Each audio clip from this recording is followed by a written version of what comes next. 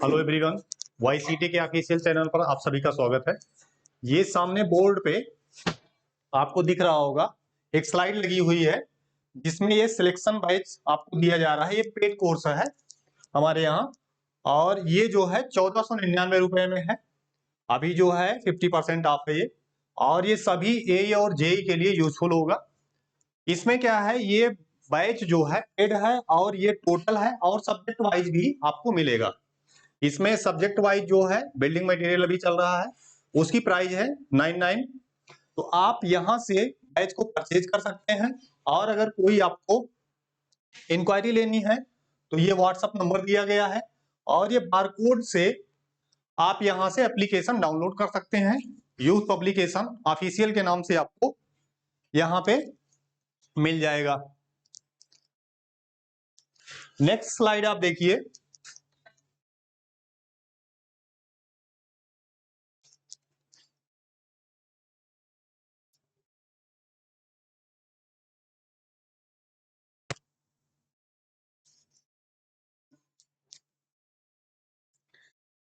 Next slide आपकी है pictorial book, जिसकी क्लास आपकी चल रही है। इसमें बिल्डिंग मटेरियल चल रहा है और इसका एक चैप्टर हो गया है रॉक एंड स्टोन और दूसरा चैप्टर आपका शुरू होने जा रहा है ब्रिक्स। ये बुक आप लोग परचेज कर लीजिए, ये बहुत ही कम कीमत पे उपलब्ध है और ये जो है सभी बुक सेलर्स के पास और ऑनलाइन माध्यम से, दोनों माध्यम से उपलब्ध है।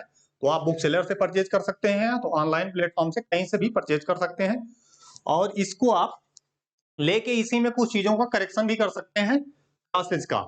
आगे देखिए नेक्स्ट, ब्रिक।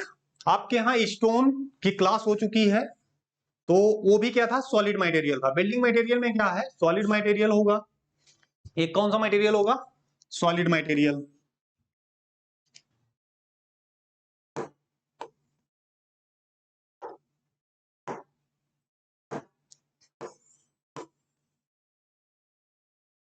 सॉलिड हो जाएगा और क्या हो जाएगा, सीमेंटिंग हो जाएगा और एक क्या हो जाएगा,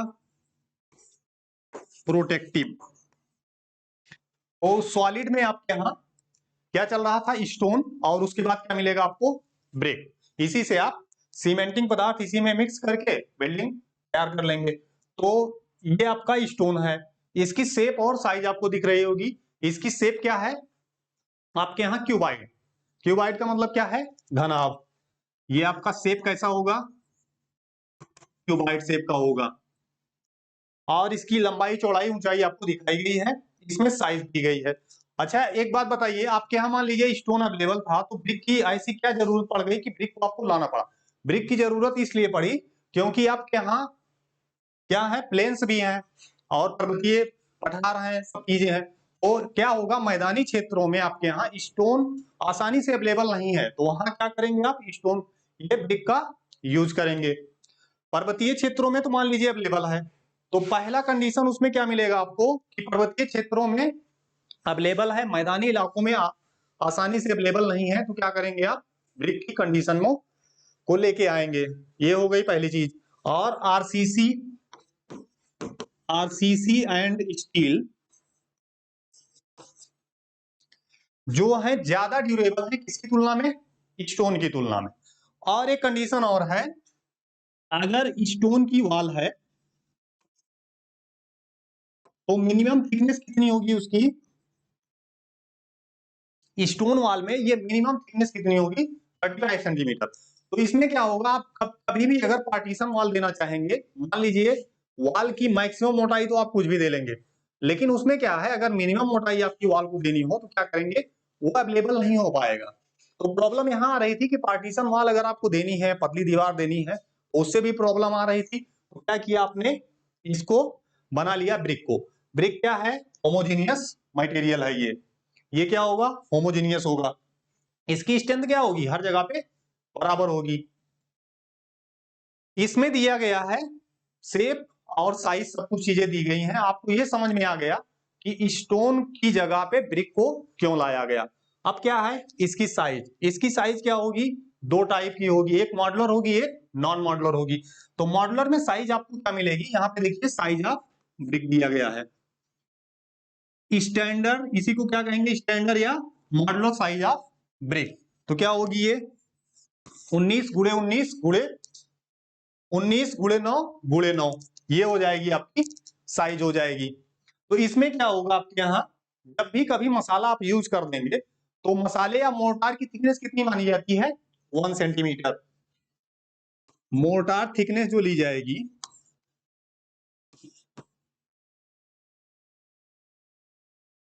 वो ली जाएगी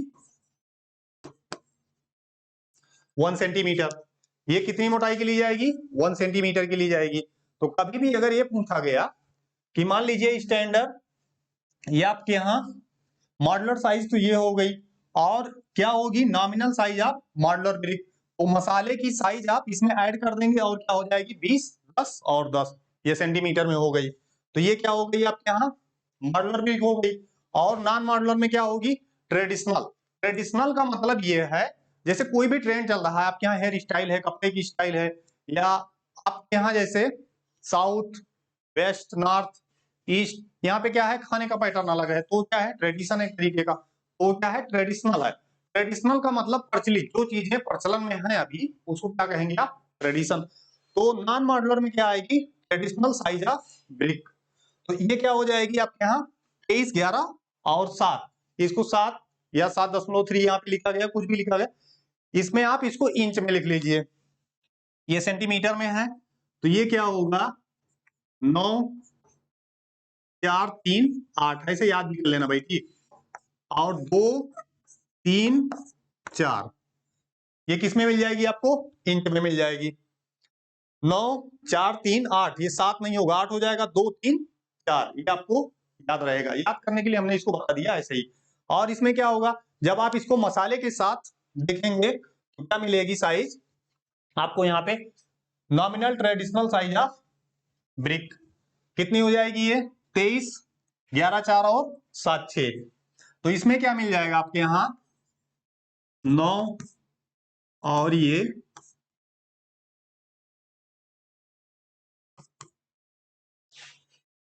आपको साइज मिल जाएगी यहाँ से। ये मसाले के साथ है वो बिना मसाले के साथ है, तो इसका मतलब क्या हो जाएगा यहाँ पे नॉमिनल ट्रेडिशनल साइज ये हो गई और उसमें नॉमिनल स्टैंडर्ड हो गई, स्टैंडर्ड अलग पूछी जाएगी उसके साथ नॉमिनल ऐड कर देंगे। तो ये चीजें अगर आपके यहाँ कभी भी ऐड होती हैं तो इस तरीके से साइज आप देख लेंगे इसको। और इसमें बहुत ही सिंपल सा क्वेश्चन ही पूछा जाएगा कि कौन सी साइज किस टाइप की है या कहाँ पे है, इतना ही पूछा जाएगा बस, और बहुत सिंपल क्वेश्चन होगा ये। उसके बाद दिया गया है साइज ऑफ फ्रॉग। फ्रॉग की साइज क्या होगी 10 इंटू 4 इंटू 1 सेंटीमीटर। फ्रॉग जो है आपके यहाँ ब्रिक पे किस लिए दिया जाएगा, एक डिप्रेशन होता है वो और कुछ भी नहीं है, एक खांचा कटा हुआ है डिप्रेशन है, तो इसमें इसको इसलिए दिया जाएगा यहां पे की ज्वाइंट प्रदान करेगा, ये की ज्वाइंट देगा, इम्बोज दी मैन्युफैक्चरर नेम,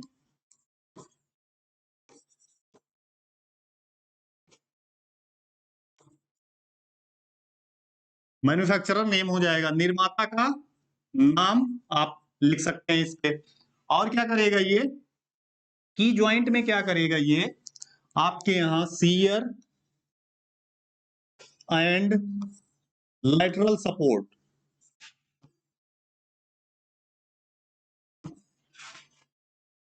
ये क्या क्या करेगा। पहली बात तो पूछा जाएगा ये जो फ्रॉग होता है ब्रिक में कहां पे पाया जाएगा, तो टॉप फेस पर पाया जाएगा ये। दूसरा क्या है इसकी डिफिनीशन अगर पूछी गई तो उसमें ये पूछा जाएगा कि क्या है डिप्रेशन है, एक तरीके का गड्ढा है उसमें, ये हो गया।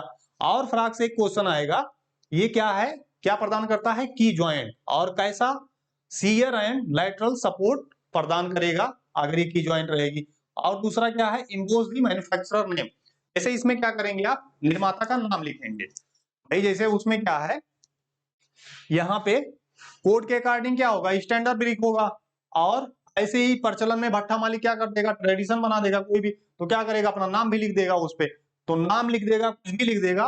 तो एक साइन बनाने के लिए क्या करेंगे आप ये इम्बोज दी मैन्युफैक्चरर नेम, यहाँ पे यही दिया गया है। और क्वेश्चन में अगर कभी आएगा इम्बोज दी मैन्युफैक्चरर नेम और की ज्वाइंट अगर दोनों दिया गया तो क्या करेंगे आप की ज्वाइंट लगाएंगे आंसर, मेन पर्पज उसका वही है। और अगर दिया ये गया कि की ज्वाइंट और मैन्युफैक्चरर का नाम ए एंड बी, तो क्या लगाएंगे आप, दोनों को सही करेंगे। यहां से ये क्वेश्चन कई बार पूछा गया है। ये हो गया आपका फ्रॉक का क्वेश्चन। और यहां पे उसके बाद दिया गया है माउल्ड, अन्य बातें भी लिखी गई हैं इसमें। तो माउल्ड जो है यहाँ पे क्या हो जाएगा, माउल्ड की साइज, जब आप ब्रिक बनाएंगे तो उसके लिए एक सांचा रहेगा, सांचा जो आप बनाएंगे उसकी साइज कितनी होगी, तो ब्रिक से क्या होगी, ज्यादा होगी। और कौन से ब्रिक से ज्यादा होगी, फुली बर्न्ड ब्रिक से ज्यादा होगी। कभी भी क्या होगी, फुली बर्न्ड ब्रिक से ज्यादा।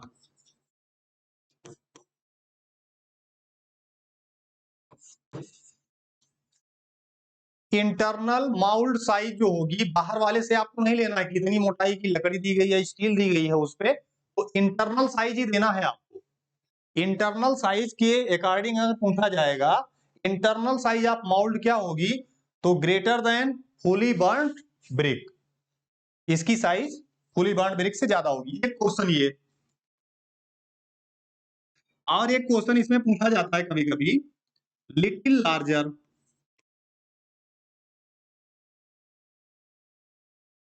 ये क्या होगा, लिटिल लार्जर होगा। अगर आपको ऑप्शन में कहीं दिया जाए जैसे 10% ज्यादा होगा, तो आप क्या करेंगे, उसको ऑप्शन में प्रिफर नहीं करेंगे, लिटिल लार्जर ही प्रिफर करेंगे, क्योंकि इसमें क्या है 8 से 10 आपको दिखेगा कहीं कहीं पे। तो इसमें प्रॉब्लम ये होगी कि वो एग्जैक्ट वैल्यू नहीं है कोई, तो क्या करेंगे आप, लिटिल लार्जर ही लगाएंगे हमेशा। नहीं तो यहाँ पे आप इसको ऐड मत कर देना भाई कि 9 है, 1% बढ़ गया तो क्या हो गया, 10 हो गया, तो 10% हमने बढ़ा लिया।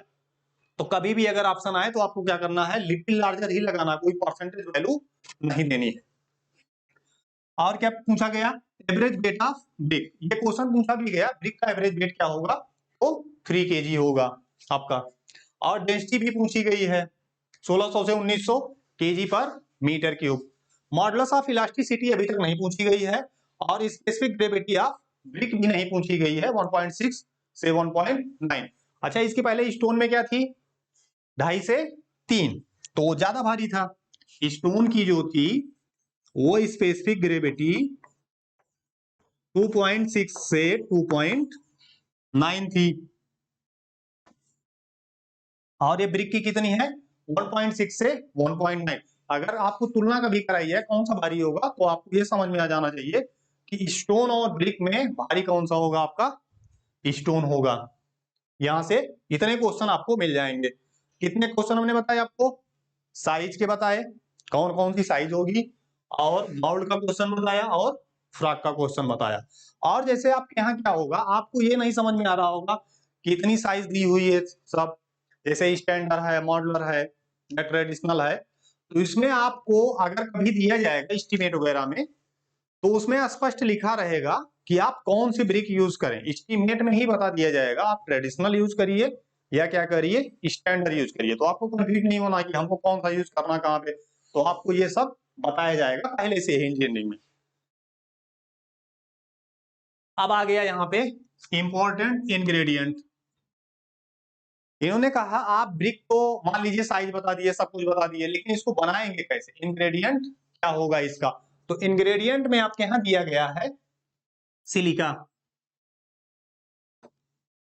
SiO2, और यहाँ पे एल्मुना Al2O3 20 से 30%, इसका प्रतिशत कितना होगा 50 to 60, लो ऑक्साइड का 3 to 5 Fe2O3, और मैग्नीशिया का MgO 1% से भी कम होगा, और चूना CaO।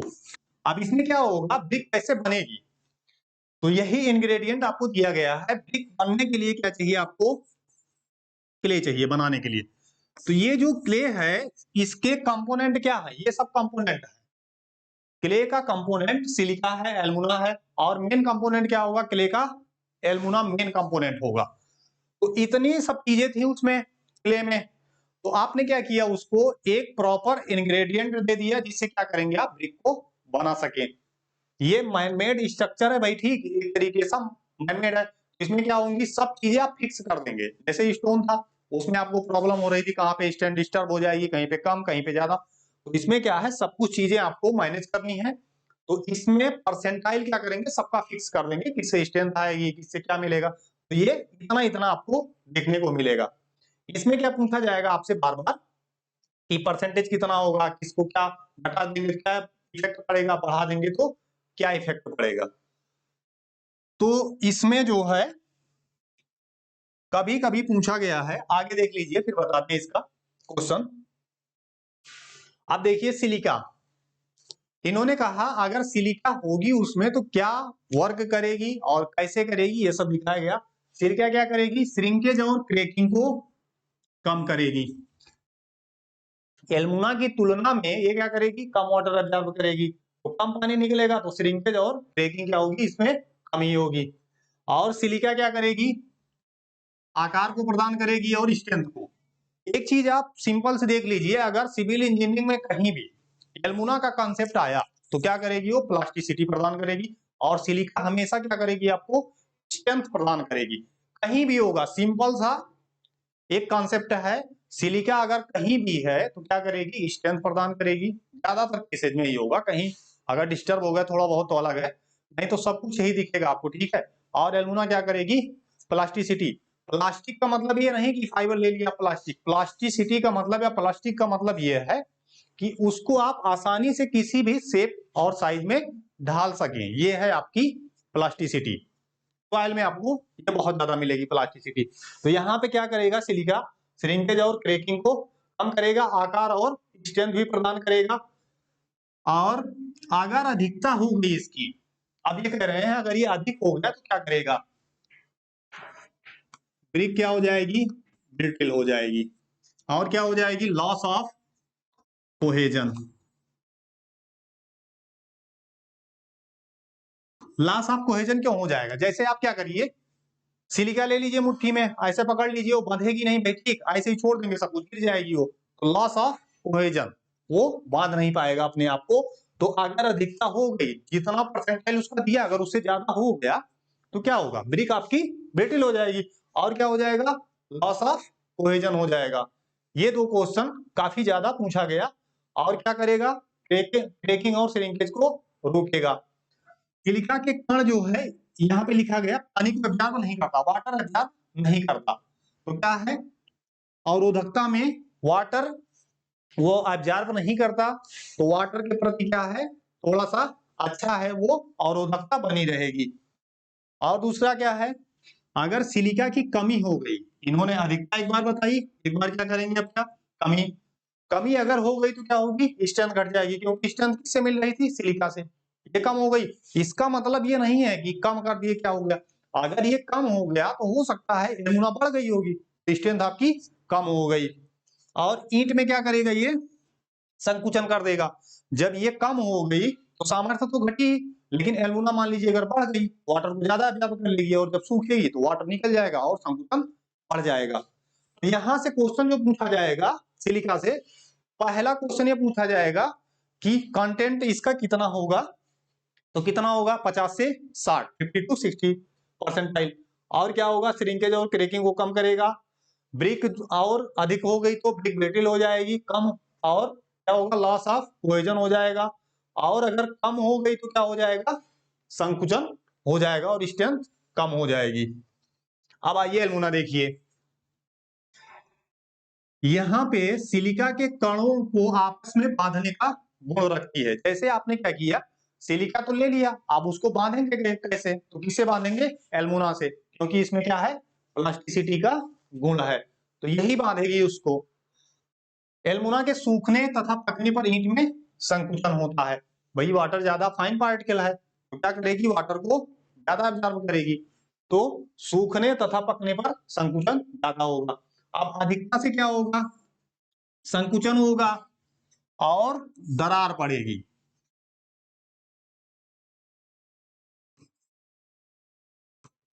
Shrinkage and warping on drawing, ये क्वेश्चन बहुत बार पूछा गया। अगर अधिकता हो गई तो क्या होगी, श्रिंकेज हो जाएगी एंड वार्पिंग ऑन ड्राइंग, ये चीजें आपको मिल जाएंगी। और क्या होंगे, सामर्थ्य आपकी घट जाएगी। तो यहाँ पे देखिए किनारे मुड़ जाएंगी। इसका मतलब ये है अगर एल्यूमिना ज्यादा हो गई तो सिलिका कम हो गई, तो शेप वहां पे प्रदान नहीं कर पाएगा, तो क्या होगा, किनारे मुड़ जाएंगे और स्ट्रेंथ आपकी कम हो जाएगी। उसके बाद एल्यूमिना की कमी से ईंट की ढलाई में समस्या आती है, तो उसमें क्या होगी, प्रॉब्लम ये हो जाएगी आप ढाल ही नहीं पाएंगे भाई, ठीक है। और आग्निशाई ईंटों में क्या करेंगे आप, रिफैक्टरी ब्रिक में एल्यूमिना की मात्रा को सबसे अधिक रखेंगे। अब इसमें क्या हुआ, एक कॉन्सेप्ट आप वहां से उठाइए स्टोन से, उसमें हमने कहा था अगर फायर रेजिस्टेंस आपको देना है, जैसे फायर रेजिस्टेंस प्रॉपर्टी किसमें होती है, कंपैक्टेड सैंडस्टोन में आपको ज्यादा मिलेगी। हमने भी कहा अगर कंपैक्टेड सैंडस्टोन है तब तो ठीक है भाई, ठीक। अगर उसी में कंपैक्टेड सैंडस्टोन और ऑप्शन में आर्जिलिशियस रॉक है, तो आप क्या करेंगे, उसमें आर्जिलिशियस रॉक को प्रेफर करेंगे। कहीं भी अगर फायर रेजिस्टेंसी की प्रॉपर्टी दी गई है और उसमें आपको ऑप्शन सही करना है, तो आपको क्या करना है, आर्जिलिशियस मटेरियल ही सही करना है, क्योंकि मिट्टी है तो उसकी फायर रेजिस्टेंस हमेशा ज्यादा ही होगी। इसीलिए यहाँ पे दिया गया कि रिफैक्टरी ब्रिक में एल्यूमिना की मात्रा को सबसे अधिक रखते हैं। एक क्वेश्चन और इसमें बार बार पूछा जाता है, रिटेन्ड शेप, शेप किसके अकॉर्डिंग आपको मिलेगा या किससे मिलेगा, तो मिलेगा किससे, सिलिका से। और कभी अगर पूछा गया शेप हमेशा सिलिका से ही मिलेगा, जैसे आपको प्लास्टर करनी है तो सिलिका मिला देंगे, आप प्लास्टर कर देंगे, शेप और साइज आपको मिल गई। और जैसे माउल्ड कभी बनाते हैं आप कहीं भी, जैसे आपने लैब में प्रैक्टिकल किया हो सिविल इंजीनियरिंग में, डिप्लोमा वगैरह में या बीटेक में भी, तो क्या करते थे, माउल्ड आप सैंड से बनाते थे, वो किसके लिए था, शेप देने के लिए था, तो इसीलिए आप बनाते थे शेप के लिए। इसमें रिटेन्ड शेप के लिए अगर पूछा जाएगा तो क्या हमेशा लगाएंगे आप, सिलिका। लेकिन अगर ये कभी पूछा गया कि इसका कंपोनेंट कौन सा अच्छा है ईंट के लिए, तो उसमें आप क्या लगाएंगे, एल्यूमिना। अब ये गलती मत कर दीजिएगा आप, एल्यूमिना क्या है 20 to 30, और क्वेश्चन पूछ लिया कि अच्छा कंपोनेंट कौन सा है ब्रिक के लिए, अब क्या करेंगे 50 से 60% उसी को देख के आप लगा देंगे। तो ऐसा नहीं है भाई, अगर एल्यूमिना नहीं है तो सिलिका बंधेगी नहीं, बंधेगी नहीं, ईंट बनेगी नहीं। तो मेन कंपोनेंट अगर इस तरीके से पूछा जाएगा ब्रिक का मेन कंपोनेंट कौन सा है, तो क्या लगाएंगे आप, एल्यूमिना। लेकिन रिटेन्ड शेप के लिए उसके बनने के बाद शेप को बनाए रखने के लिए किस कौन जिम्मेदार है, सिलिका जिम्मेदार है। तो आपके यहाँ सिलिका भी हो गई, एल्यूमिना भी हो गया, दोनों कंपोनेंट ही आपका हो गया। नेक्स्ट देखिए आप, इसमें दिया है चूना CaO, सूखने पर क्या करेगा, संकुचन को रोकेगा, और ये क्या करेगा, फ्लक्स का कार्य करेगा। ये आपका फ्लक्स अधिकता के कारण क्या होगी, ईंट पिघल जाएगी और अपना आकार खो देगी, और ओवर बर्न्ट हो जाएगी तो झामा, और ये इसमें क्या हो जाएगा, अधिकता से साउंडनेस का गुण आ जाएगा। इसका मतलब ये है, अगर इन्होंने क्या लिखा, फ्लक्स का वर्क, फ्लक्स क्या होता है, जैसे मान लीजिए आपके पास सिलिका है, तो उसका टेम्परेचर मान लीजिए 1700-1800 डिग्री सेंटीग्रेड है, तो क्या करेंगे आप, ब्रिक को आप 900 से 1200 डिग्री सेंटीग्रेड पे पका लिए, तो क्या होगा, मान लीजिए वो गल नहीं रही थी, कम ही टेम्परेचर पर उसको गलाना था, तो क्या करेंगे आप, कौन से शब्द का यूज करेंगे, फ्लक्स मीन्स गालक। अगर चूना आप मिला देंगे तो उसको उससे कम ही टेम्परेचर पर गला देगी, उसी को क्या कहेंगे, फ्लक्स। एक कई बार शब्द यूज होगा, तो इसको आप यहां से देख लीजिए। और इन्होंने कहा मान लीजिए अगर ये ज्यादा हो गया, अगर ये ज्यादा हो गया तो जितना देना था उससे ज्यादा अगर आपने दे दिया, तो क्या करेगा, वो ज्यादा से ज्यादा ही पिघला देगा, और जब पिघला देगा तो ईंट क्या हो जाएगी, अपना आकार खो देगी भाई, वो पिघल जाएगी, और क्या बनेगी, झामा ईंट। झामा ईंट की डिफिनीशन पूछी जाती है, ओवरबर्न्ट एंड इरेगुलर।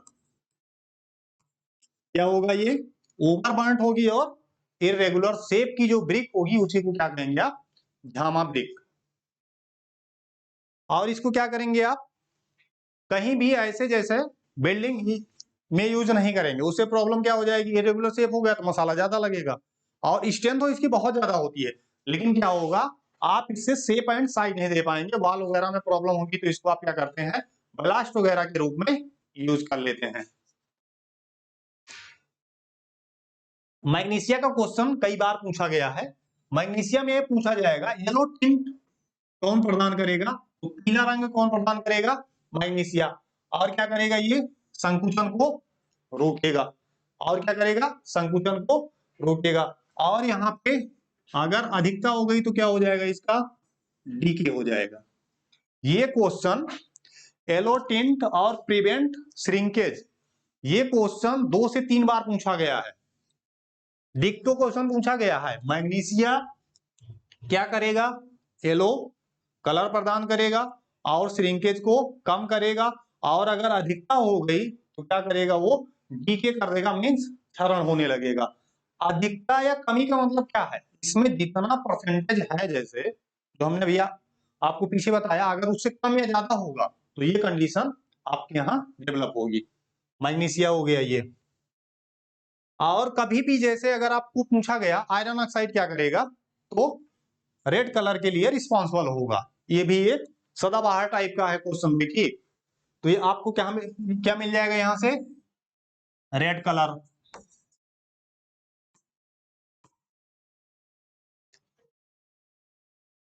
ईंट मृदा में लोहा ऑक्साइड ईंट के इम्परमेबल और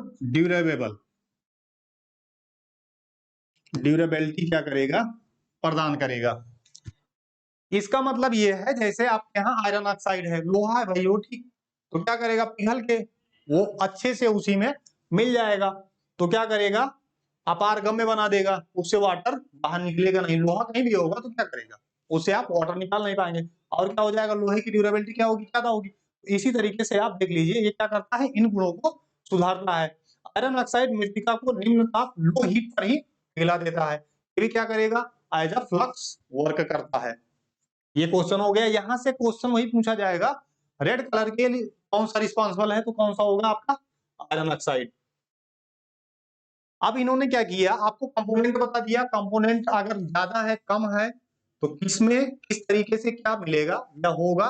उसके बाद क्या है, आपको ये मिट्टी दी गई है, ईंट बनाने के लिए आवश्यक मृदा को तैयार करने का क्रम। इसमें क्या होगा, क्रम का मतलब ये है, अब आपके पास सब कुछ चीजें आपको मिल गई, आपको परसेंटेज भी पता हो गया, कम और ज्यादा होगा ये भी पता हो गया, तो क्या करिए, आप इसको तैयार करिए। इसके स्टेप जो है क्या है, पहला स्टेप जो है प्रिपरेशन ऑफ ब्रिक क्ले, या अर्थ लिख लीजिए। मिट्टी तैयार हो गई, अब क्या करेंगे आप, मॉल्डिंग, फिर क्या करेंगे, ड्राइंग, फिर क्या करेंगे आप, बर्निंग। पहला स्टेप ये, दूसरा ये, सेकंड, थर्ड और and fourth last.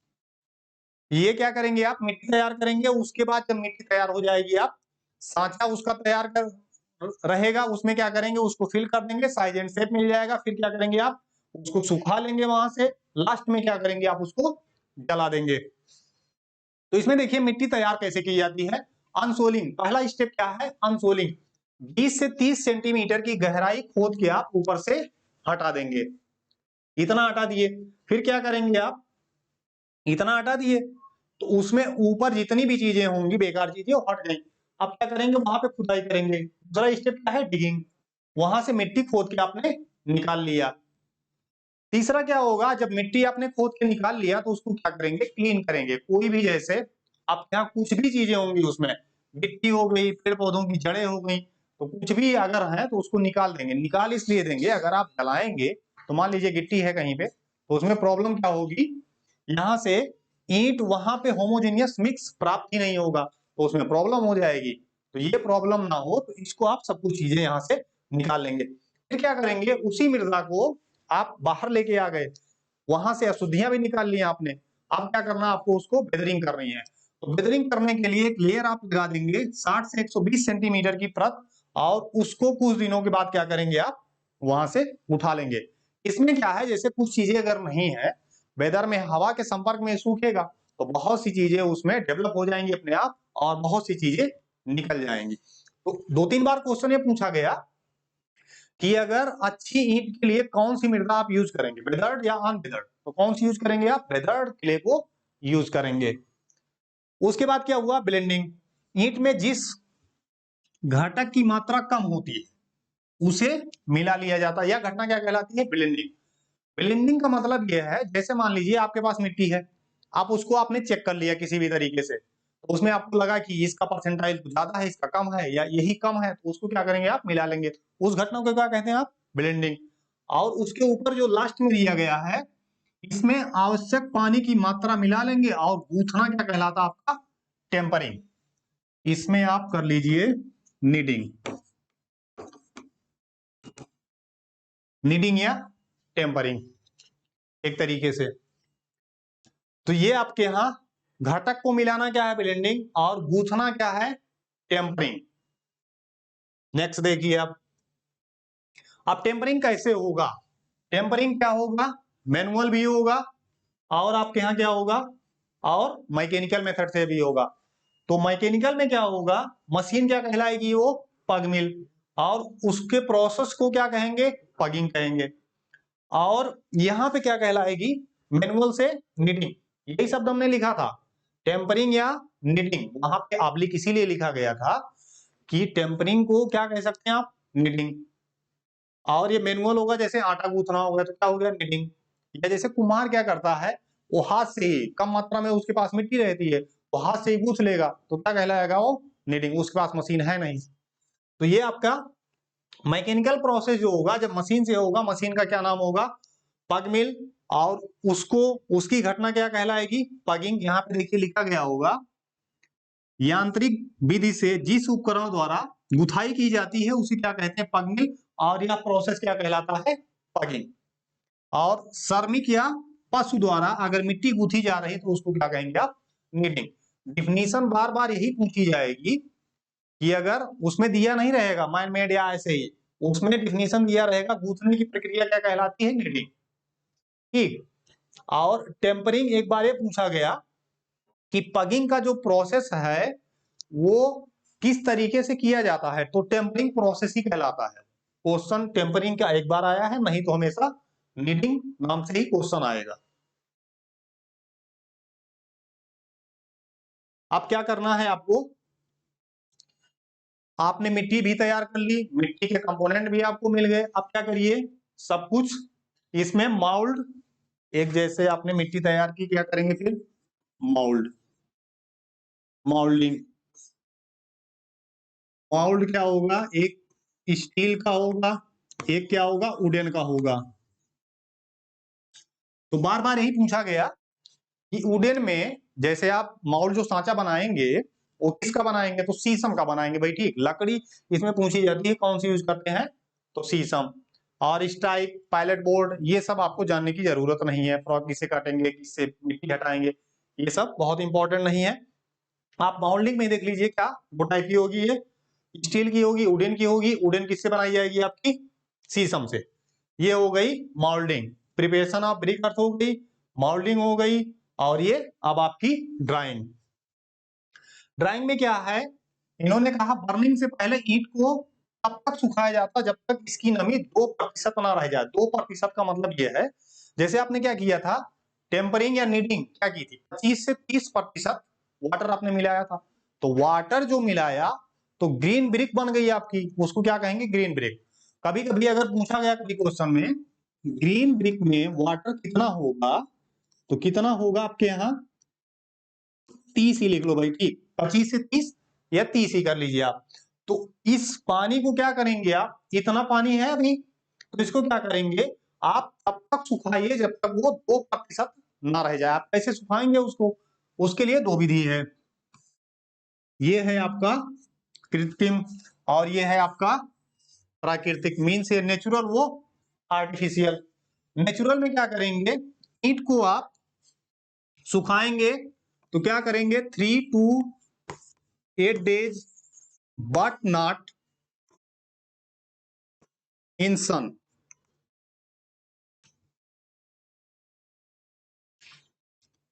3 to 8 days but not in sun। सन में नहीं सुखाएंगे भाई, ठीक, नहीं तो क्रैक्स डेवलप हो जाएंगे उसमें। तो क्या करेंगे, हवा में कहीं डाल देंगे जहां पे सन नहीं, सूरज की रोशनी नहीं पहुंच रही होगी, तो क्या करेंगे वहां पे आप सुखा लेंगे। और इन्होंने कहा स्ट्रेंथ उसकी कितनी होनी चाहिए, स्ट्रेंथ कितनी होनी चाहिए, 1.5 से 2.5 न्यूटन पर mm स्क्वायर। ये हो गई सुखाए गए कच्चे ईंट की स्ट्रेंथ। और यहाँ क्या है, कृत्रिम रूप से सुखाने के लिए क्या करेंगे, टनल किल्न का यूज करेंगे, जिसका टेम्परेचर कितना होगा, 120 सेंटीग्रेड से अधिक नहीं होना चाहिए। तो इससे क्या होगा, अगर इससे ज्यादा हो गया तो ब्रेकिंग एंड वार्पिंग आ जाएगी, तो ये प्रॉब्लम होगी इसमें। तो आपने ब्रिक को सुखा लिया, यहाँ से क्या हो गया, ग्रीन ब्रिक में इतना परसेंटाइल वाटर होगा, और कब तक सुखाएंगे, 2 तक, जब तक ना आ जाए 2% तक वाटर, और स्ट्रेंथ और 3 to 8 days but not in sun. अब क्या किया आपने, इसको जलाना है, बर्निंग करना है। तो बर्निंग जो है कहां पे करेंगे और कैसे करेंगे, तो पहला क्या है, उसमें पजावा है, जलाने के लिए पजावा या क्लैंप, और दूसरा प्रोसेस क्या है, किल्न। 2 मेथड है। ये पजावा जो है आपका वो क्या है, जैसे गांव का कुम्हार जो आवा लगाता है वही क्या है, पजावा। तो इसमें प्रॉब्लम क्या है, टेम्परेचर का कंट्रोल नहीं रहेगा। जब टेम्परेचर का कंट्रोल नहीं रहेगा तो फर्स्ट क्लास ब्रिक आपको कम से कम मिलेगी, मीन्स 60% ही प्राप्त होगी। इन्होंने इसकी आयताकार या समलंबी आकार का दे दिया है, ये पूछा नहीं जाएगा भाई, ठीक उसका फर्श कितना होगा इससे मतलब नहीं है, लेकिन एक चीज पूछी जाएगी, इसको जब आप बनाएंगे तो उसका ढाल कितना रखेंगे। तो 15 डिग्री का ढाल देंगे, इससे ईंधन को जलने में आसानी होती है। और यहाँ पे ये क्वेश्चन पूछा गया है कि क्लैंप से फर्स्ट क्लास का आउटपुट कितना है, तो कितना है वो 60% का है, और कौन सी श्रेणी का, फर्स्ट क्लास ब्रिक का। अब देखिए इसमें ये तो हो गया आपका, क्या पूछा जाएगा वहां से कि ये सस्ता है कि महंगा, किसकी तुलना में, किल्न की तुलना में। क्लैंप जब भी पूछा जाएगा आपसे कभी भी, तो उसमें कुछ ही चीजें पूछी जाएंगी, फर्स्ट क्लास आउटपुट कितना है, 60% का, ढाल कितना होगा, 15 डिग्री का होगा, और किल्न की तुलना में वो सस्ता है या महंगा है, तो क्या है वो सस्ता है। और इसमें क्या देखिए, इसका टेम्परेचर कितना होगा, 900 से 1200 डिग्री सेंटीग्रेड। ईंट को पकाने के लिए भट्ठा या किल्न का उपयोग किया जाता है। इसमें क्या है, type of kiln, intermediate, semi continuous और कंटिन्यूअस। अब क्या दिया गया यहाँ पे, इंटरमीडिएट में इलाहाबादी एग्जांपल दिया गया, सेमी कंटिन्यूअस में बुलनोज या टेंच दिया गया, और कंटिन्यूअस में, सेमी कंटिन्यूअस में बुलनोज और कंटिन्यूअस में हाफ मैन या टनल दिया गया। तो इसका मतलब यह है कि जैसे आपको ईंट कैसे प्राप्त हो रही है, तो मान लीजिए आपने क्या किया, एक बार ईंट को यहाँ पे इलाहाबाद किल्न में लगा दिया, ये पूरा चेम्बर है, आपने फिल कर दिया इसमें, तो उसको क्या किया आपने, ईंधन दे दिया और पक गया। फिर क्या करेंगे, उसको आप निकालेंगे, तो ब्रिक क्या होगी, आपको लगातार प्राप्त नहीं होगी। जैसे एक बार जलाया, फिर बुझाया, फिर वहां से निकालेंगे, तो बीच वाला टाइम जो है वो गैप हो जाएगा आपका। उसके बाद क्या होगा, semi continuous bull's trench kiln. इसमें क्या करते हैं, इसका जो प्रोसेस होता है, यहां जैसे बर्निंग ऑफ ब्रिक, यहां पे ईंट जलाई गई, और यहां पे प्री हीट किया गया, और यहां पे क्या होगा आपका,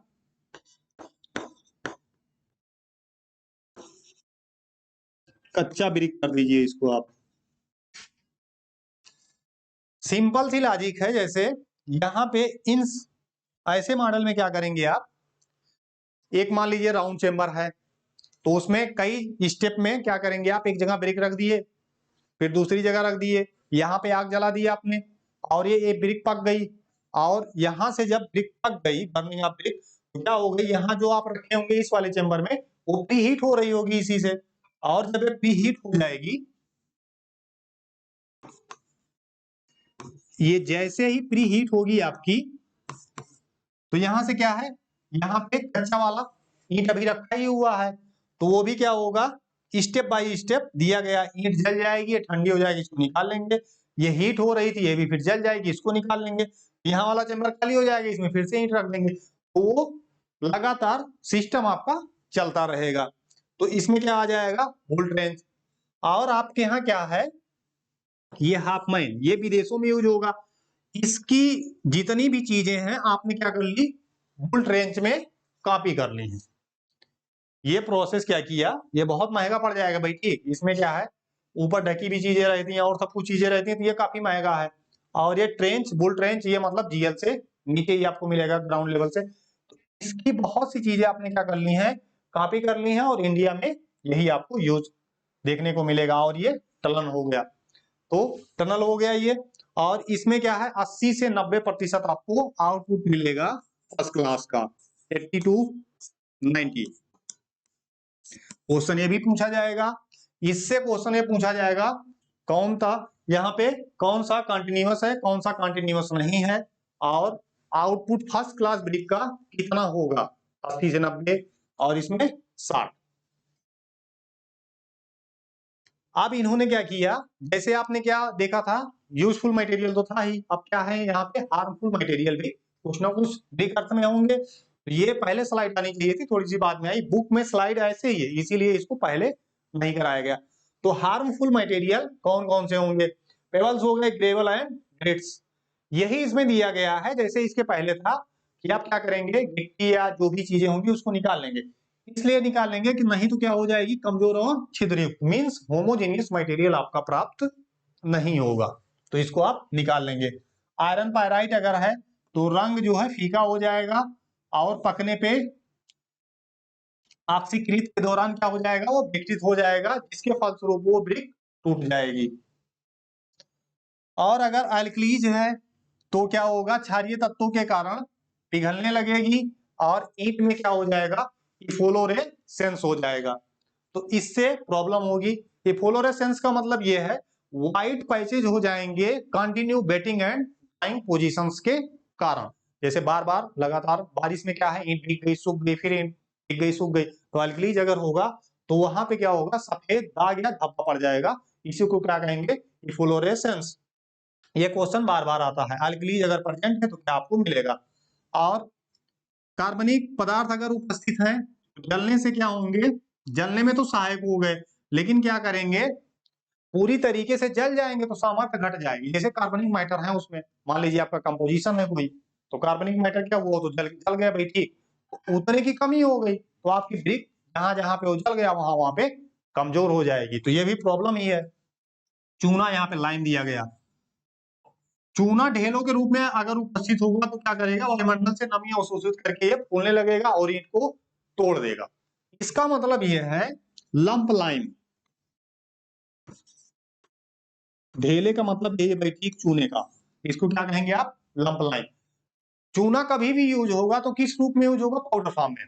अगर ये पाउडर फॉर्म में नहीं है, जैसे ये है CaO, तो क्या करेगा, एटमॉस्फेयर में अवेलेबल है आपकी CO2, इससे रिएक्शन कर गया तो Ca आपका ये हो गया, Ca यहां हो गया, और वाटर से रिएक्शन करा दो, CaH2O,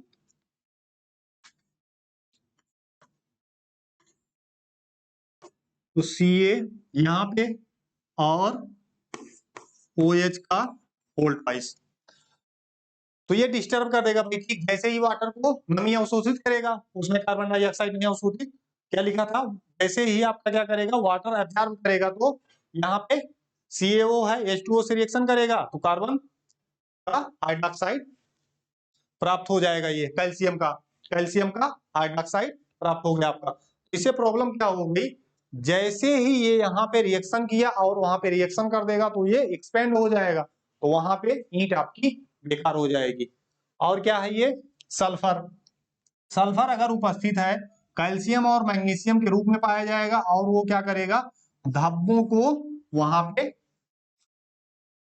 ईंट पे धब्बे पड़ जाएंगे और वो ईंट टूट जाएगी। ये आपको आगे मिलेगा, सल्फर की उपस्थिति के कारण क्या आपको दिख रहा है, हानिकारक तत्व आपके हो गए यहां से। अब इन्होंने क्या किया, आपने हार्मफुल इंग्रेडिएंट भी पढ़ लिया, और उसमें क्या किया, कौन कौन सा यूजफुल था और कैसे जलाएगी, सब कुछ तो मिल गया। अब क्या होगा, ब्रिक की स्ट्रेंथ आपको बताई जाएगी कि कौन सी स्ट्रेंथ कितनी होगी, किसकी कितनी होगी, ये सब कुछ चीजें आपको बताई जाएंगी। तो कोड ने क्या किया, एक तो आप देख के बता देंगे फील्ड प्रैक्टिस के आधार पर, और कोड ने क्या किया, कुछ स्ट्रेंथ आपको बता दी। और कौन सा कोड होगा, ये 1077 होगा, 1986।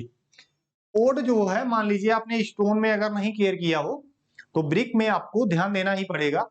कोड क्या है आपके यहाँ सिविल इंजीनियरिंग में कहीं भी अगर कोड है एक तरीके का, वो संविधान है बस, जो उन्होंने लिख दिया है उसी के अकॉर्डिंग होगा।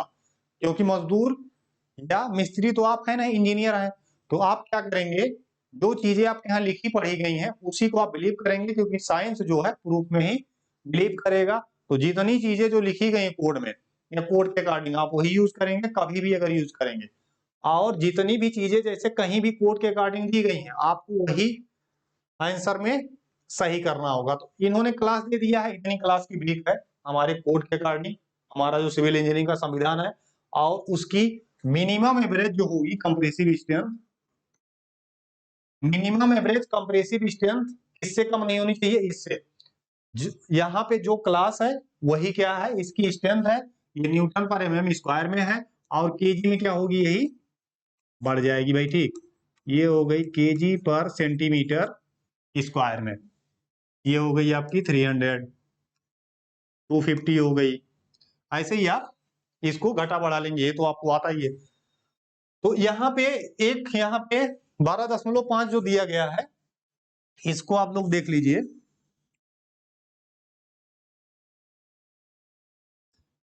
यहां से नीचे जो भी होगा क्लास, वो कौन सा क्लास है, अच्छा क्लास नहीं है भाई। ठीक, और ऊपर वाले को क्या कहेंगे आप, स्टैंडर्ड क्लास एक तरीके का हो गया ये।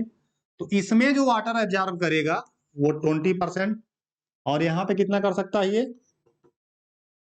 50 नहीं कर सकता है। इन्होंने कहा जैसे आपके यहाँ हाई फाई लोग हैं भाई, ये ठीक, ये क्या करेंगे, अपने आप को डिस्टर्ब नहीं करेंगे, नहीं हम 15% ही वाटर को एब्जॉर्ब करेंगे, ये क्या कहेंगे, कुछ भी दे दो चलो 20 तक ठीक है, ये फ्लेक्सिबल ज्यादा है, ये क्या है, हाई फाई है।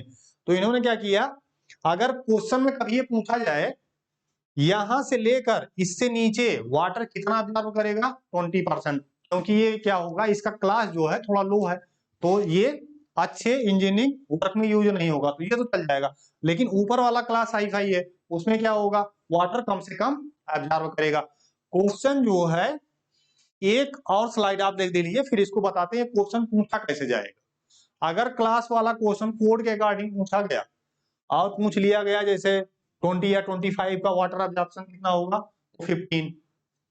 ठीक, ये देखिए यहाँ पे ये फील्ड के अकॉर्डिंग दिया गया क्लासिफिकेशन। इससे इसके पहले जो आपने देखा वो कौन सा था, वो था कोड के अकॉर्डिंग, और ये कौन सा है, फील्ड के अकॉर्डिंग है। फील्ड में आप टेस्ट करने गए, जैसे देख लिए आप क्या कौन सा है, तो क्या हो गया आपका, वहां पे फील्ड के अकॉर्डिंग ये ब्रिक का क्लासिफिकेशन है, according to field, according to field. आप जाएंगे उसको देख लेंगे।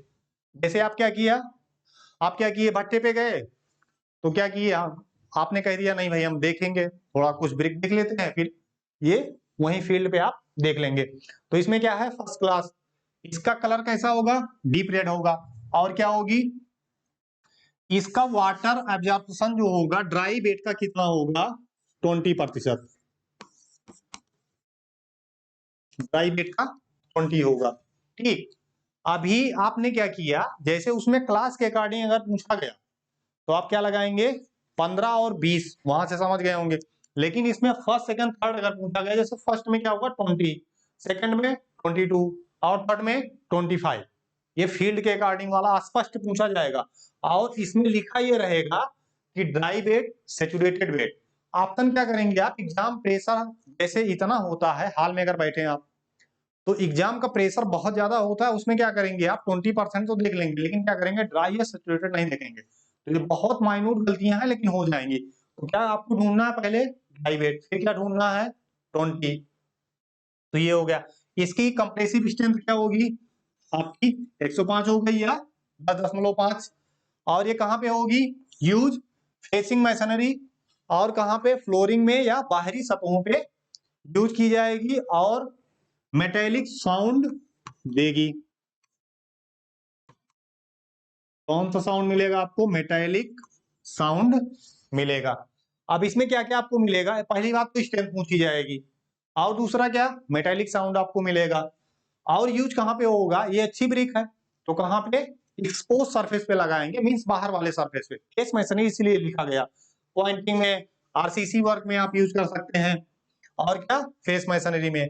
तो ये आपको यहां से स्ट्रेंथ और वाटर एब्जॉर्ब कितना करेगा। और सेकंड क्लास की आ गई, इसका वाटर एब्जॉर्ब ड्राई वेट यहाँ भी दिया गया भाई, ठीक, ड्राई वेट ही लेंगे आप, और स्ट्रेंथ इतनी हो गई। अच्छा, इससे कम नहीं होगी। और फर्स्ट वाले की कितनी थी, 105 थी, मींस फर्स्ट वाले की 105 हो गई मान लीजिए, ये 105 से कम नहीं होगी, ये फर्स्ट की। और सेकंड की क्या है आपके यहाँ 75 से कम नहीं होगी। इसका मतलब क्या है, मींस यहां से 104 तक अगर होगा तो क्या होगा, सेकंड क्लास ही मिलेगा ना। तो ये आपका इस तरीके से आपको समझ जाना, अगर बीच में भी कहीं स्ट्रेंथ पूछी गई तो क्या करेंगे आप, इसी तरीके से उसको एडजस्ट कर लेंगे। तो ये कम नहीं होनी चाहिए इससे। सेकंड की ये हो गई। इन्होंने लिखा यहाँ क्या है, हिडन स्ट्रक्चर में जो अंदर होगा तो वहां पे इसको यूज करेंगे, क्योंकि ये थोड़ी सी कम अच्छी होगी, तो इसको बाहर फेस पे नहीं यूज करेंगे। हल्का लाल होगा, थोड़ा सा कम लाल होगा, और टकराने पर मेटेलिक साउंड कम आएगी। इसमें अगर आपस में टकराएंगे इसको तो मेटेलिक साउंड कम आएगी। ये फील्ड पे आप चेक कर लेंगे। थर्ड क्लास की ब्रिक क्या हो गई, वाटर कितना एब्जॉर्ब करेगी, 25%, और क्या है इसकी स्ट्रेंथ 35 से कम नहीं होनी चाहिए। और अगर कभी पूछी गई स्ट्रेंथ, परमिसिबल स्ट्रेंथ या मिनिमम कंप्रेसिव स्ट्रेंथ ब्रिक की कितनी होगी, अगर कुछ भी नहीं दिया गया, फर्स्ट सेकंड थर्ड कोई कोड भी नहीं, तो आप क्या करेंगे उसमें 3.5 ही लगाएंगे। इससे कम ब्रिक की स्ट्रेंथ आपको नहीं देनी है। ये क्वेश्चन पूछा भी गया, परमिसिबल स्ट्रेंथ ऑफ ब्रिक या minimum compressive strength of brick कितनी होगी, तो आपको यही थर्ड क्लास वाली लगानी है। अगर कुछ भी ना दिया हो, फर्स्ट सेकंड थर्ड क्या है वो, इससे आपको मतलब नहीं है। अस्थायी, कहीं भी टेम्परेरी स्ट्रक्चर अगर आपको बनाना है तो क्या करेंगे, आपने ब्रिक बना ली और उसकी स्ट्रेंथ आपको मिल गई, अब क्या मिलेगा आपको, ब्रिक में डिफेक्ट। डिफेक्ट कई तरीके के होंगे, और इसमें जो सबसे ज्यादा पूछा जाने वाला डिफेक्ट है आपके यहाँ वो क्या है, चप्स।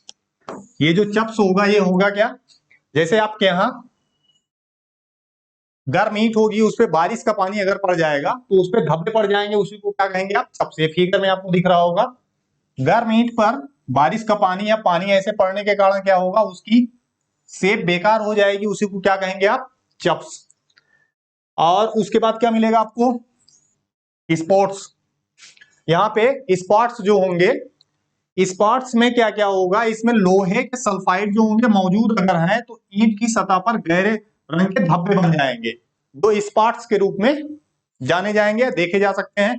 गहरे गहरे आप यहाँ देखिए, ये सिंपल से यहाँ पे दिखाई देंगे आपको इस तरीके से, तो इसको क्या कहते हैं आप, स्पॉट्स। तो ये आपके दोनों डिफेक्ट हो गए। और इसमें जो सबसे ज्यादा पूछा गया डिफेक्ट में, वो पूछा जाता है चप्स। चप्स क्या है उसकी डिफिनीशन, ये बारिश का पानी अगर आपके वाइट पे पड़ेगा तो बेकार हो जाएगा, इसको क्या कहेंगे आप, चप्स। अब इसमें आपको मिलेगा लैमिनेशन और ब्लोटिंग। इसमें क्या होगा, वाइट फंसे हुए होंगे जिसके कारण क्या है, इंटरप्ट एयर आ जाएगी, और लैमिनेशन के कारण ईंट में आपकी एक फिल्म बन जाएगी, वो वहां पे क्या होगी, ब्रिक आपकी कमजोर हो जाएगी, उसी को क्या कहते हैं आप, लेमिनेशन। ईंट की संरचना आपकी कमजोर हो जाएगी। इसका मतलब क्या है, जैसे आपने देखा हो पाव बनाते हुए या पराठा बनाते हुए, एक लेयर है, एक लेके आए, वहां से क्या हो जाएगी, वो ब्रिक हो जाएगी। और मिट्टी है कहीं पे, उसको क्या किया, और मिट्टी लाके उसी पे चिपका दिया, इन्होंने बना दिया, तो क्या हो जाएगी, वहां पे एयर फंस जाएगी, और वो कैसे होगी, फ्लैट फॉर्म में होगी, उसको क्या कहेंगे आप, लैमिनेशन। जब फ्लैट फॉर्म में होगी तो लैमिनेशन। और इसकी एक डिफिनेशन आपको और मिलेगी अलग से, उसमें किस तरीके से एयर होगी उसकी डिफिनेशन अलग होगी। तो ये क्या है, लैमिनेशन, फ्लैट फॉर्म में आपके यहाँ इसमें एयर होगी, इससे ब्रिक आपकी कमजोर हो जाएगी। और आपको मिलेगा ब्लोटिंग। कार्बोनेशियस मैटर होगा, सल्फर की अधिकता के कारण क्या होगी, ये ईंट की सतह पर बड़े पैमाने पर स्पंजी सूजन आ जाएंगे, जिसको क्या कहेंगे आप, ब्लोटिंग कहेंगे। तो इसमें ये देखिए ब्लोटिंग आपको दिख रही होगी, यही क्या है, ब्लोटिंग। जैसे ब्रिक जब आपकी पकाई जाती है तो उसमें क्या है, सभी मैटर है, ऑर्गेनिक है और वाटर है उसका, और इम्प्योरिटी जितनी भी होंगी, जितनी भी चीजें होंगी, अगर इकट्ठा टेम्परेचर पर उसको पका के निकाल देंगे तो क्या होगा, उसमें श्रिंकेज हो जाएगा, और क्रैक्स डेवलप हो जाएंगे। इकट्ठा सब कुछ नहीं पकाया जाता, उसको जोन वाइज पकाया जाता है, जैसे डिहाइड्रेशन जोन हो गया आपके यहाँ, ऑक्सीडेशन जोन हो गया और विट्रिफिकेशन हो गया। तो कार्बोनेशियस मैटर और सल्फर अगर वहां पे ऑक्सीडेशन में पूरी तरीके से नहीं निकल पाए तो क्या करते हैं, वो यहाँ पे एक्स्ट्रा स्पंजी मास दे देते हैं, एक्स्ट्रा स्पंजी मास यहाँ पे ये प्रोवाइड करा देंगे, जिसको आप क्या कहेंगे, ब्लोटिंग। तो वो यहाँ पे ब्लोटिंग की डिफिनेशन यही है, कार्बोनेशियस और सल्फर की अधिकता के कारण वहां पे निकला तो ऑक्सीडेशन में, लेकिन क्या हो गया, पूरी तरीके से नहीं निकल पाया उस जोन से, तो यहाँ पे मटेरियल रह गया या मैटर रह गया, तो वो क्या करेगा, एक्स्ट्रा स्पंजी मास वहां पे प्रोवाइड करा देगा, जिसको आप क्या कहते हैं, ब्लोटिंग। और उसके बाद आपको ब्लिस्टिंग मिलेगा। ब्लिस्टिंग में क्या होगा, जैसे ईंट की ढलाई के दौरान क्या किया आपने, उसमें वायु आ गई, तो आपने क्या किया, उसकी सतह पर फफोले पड़ गए, जैसे आपके यहाँ छाले पड़ते हैं, ठीक है। ब्लिस्टिंग शब्द और पेंट में यूज होगा, ब्लिस्टिंग वहां पे भी यूज होगा, तो वहां भी फफोले आपको पेंट में दिखेंगे और यहाँ भी फफोले दिखेंगे। तो इसके पहले जो डिफिनीशन मैंने बताई लेमिनेशन, वो क्या थी, फ्लैट फॉर्म में थी, वो एयर जो है फ्लैट फॉर्म में थी, लेकिन ये क्या है, यहाँ पे आपके यहाँ एक जैसे इस तरीके से फॉर्म में होगी, पॉइंट फॉर्म में, तो इसको क्या कहेंगे आप, ब्लिस्टिंग कहेंगे। छाले पड़ जाते हैं जैसे हाथ में आपके, उस तरीके से यहाँ पे आपको दिख रहा होगा, ये क्या है, ब्लिस्टिंग है। और ब्लैक कोर, इसमें क्या होगा, बिटुमिनस पदार्थ होंगे और कार्बन होने के कारण अगर अनुचित रूप में उसको जलाया गया, इम्प्रॉपर बर्निंग हो गई, तो क्या बन जाएगा वहां पे, ब्लैक कोर। जैसे वहां पे मटेरियल है और उसकी प्रॉपर बर्निंग नहीं हुई, तो जैसे ही आप ब्रिक को तोड़ के कहीं पे देखेंगे तो इस तरीके का आपको ब्लैक सरफेस दिखेगा, इसी को क्या कहते हैं आप, ब्लैक कोर। और ये जो है डिफेक्ट आपके खत्म हो गए, यहाँ पे कुछ डिफेक्ट इसमें नहीं दिए गए हैं, लेकिन जो पूछे जाएंगे यही डिफेक्ट पूछे जाएंगे, इतने ही, तो इतने से आपका काम हो जाएगा, और चप्स को आप याद करके ही रखेंगे। अब आ गया टेस्ट ऑफ ब्रिक्स, ब्रिक का टेस्ट करेंगे। जैसे आपने हर जगह पे टेस्ट किया, स्टोन का टेस्ट किया, तो यहाँ पे क्या करेंगे आप, ब्रिक का टेस्ट करेंगे। आपने क्या किया, ब्रिक को तो पका लिया, उसकी स्ट्रेंथ भी आपको मिल गई, उसमें दोष क्या है ये सब भी दिखने लगा, लेकिन उसको आप टेस्ट करिए, उसमें क्या क्या है, कितनी स्ट्रेंथ है कि नहीं है, तो उसको क्या करेंगे आप, टेस्ट करेंगे। तो पहला वाला टेस्ट जो है इफ्लोरेसेंस है, ये इसमें क्या है, उत्फुल्लन परीक्षण है। ये जो है अल्कलीज की उपस्थिति का पता लगाता है, अल्कलीज की उपस्थिति का पता लगाएगा इसमें। और इसमें दिया गया है व्हाइट पैचेज बन जाएंगे इस पे, ये सफेद धब्बे का मतलब क्या है, व्हाइट पैचेज इस पे बन जाएंगे, इसी को क्या कहेंगे आप, इफ्लोरेसेंस। और इसमें देखिए यहाँ पे दिख रहा है, ये alternate waiting and drawing condition के कारण आता है। जैसे क्या, देखिए अगर आप सिंपल एग्जांपल में आप शर्ट पहन के जाइए कहीं भी और पसीना हो रहा हो, एक बार सूख गई एक बार भीग गई, तो क्या होगा, उस पे व्हाइट पैचेज आ जाएंगे। तो उसी तरीके से क्या है, ब्रिक में भी व्हाइट पैचेज आ जाते हैं, उसी को आप ज्ञात करेंगे कितना परसेंटाइल उसमें होगा, तो इसको आप एडाप्ट नहीं करेंगे, अगर इससे ज्यादा होगा तो एडाप्ट करेंगे, कम होगा नहीं एडाप्ट करेंगे, तो इसमें सब कुछ ऑप्शन दिया गया है। तो इसको नील कब मानेंगे, जब कोई भी सफेद उस पे धब्बा नहीं है, व्हाइट पैचेज अगर कोई भी नहीं आ रहा तो उसको नील मानेंगे कि उसमें नहीं है एल्कलीज। और उसके बाद अगर कुल सरफेस एरिया का यहाँ पे क्या है 10% तक है या उससे कम है, तो क्या मानेंगे आप, स्लाइड। और मॉडरेट कब मानेंगे आप, जब धब्बों का क्षेत्रफल 10 से अधिक हो लेकिन 50 से कम हो। ये क्वेश्चन पूछा भी गया मॉडरेट वाला, कब इसको आप मॉडरेट कहेंगे। और हैवी कब कहेंगे, जब उसके सरफेस एरिया का 50% से अधिक हो जाएगा, तो क्या कहेंगे आप, उसको हैवी कहेंगे, मींस ज्यादा व्हाइट पैचेज आ रहे हैं उसमें। और इसको शब्द जो है इसका, जैसे स्लाइट हो गया, मॉडरेट हो गया, हैवी हो गया। जैसे पेपर आप कभी जब आप देने जाए तो बाहर निकलने के बाद पूछा जाता कैसा है, इजी है, मॉडरेट है या टफ है, तो उसी क्रम में ये मध्यम के लिए मॉडरेट यूज किया जाता है। ये शब्द बार बार आपसे पूछा जाएगा, या ये शब्द दिया जाता है हर जगह पे, जैसे कंक्रीट टेक्नोलॉजी में भी हो गया, हर जगह पे सिविल इंजीनियरिंग में ये मॉडरेट शब्द बहुत ज्यादा यूज होगा। इसका मतलब क्या है, मीडियम एक तरीके का। तो ये हो गए व्हाइट पैचेज, अगर यहाँ पे इतने हैं तो क्या हो जाएंगे, इस तरीके का मान आपको मिल जाएगा। नील, स्लाइट, मॉडरेट और हैवी। इसमें कुछ भी नहीं होगा नील वाले में। स्लाइट वाले में क्या होगा, 10% का इससे कम होगा। मॉडरेट में क्या होगा, 10 से 50 होगा। इसमें 50 से अधिक होगा हैवी में। तो ये आपका टेस्ट हो गया। इसमें ये भी पूछा जाता है कि जैसे और किसकी अधिकता से आपके यहाँ उत्फूलन होगा, तो उसमें क्या है, पीएच मान अगर अधिक है तब भी होगा, और सिलिका का कंटेंट कम है तब भी होगा, और एल्कलीज की उपस्थिति के कारण भी इफ्लोरेसेंस आपको मिलेगा। तो ये क्वेश्चन कई बार पूछा गया है, और पूछा ही जाता यही कि एल्कलीज के कारण क्या होगा, उत्फूलन आपको देखने को मिलेगा।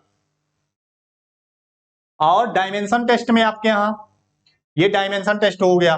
डायमेंशन में क्या करेंगे आप, इसकी हाइट का टेस्ट करेंगे।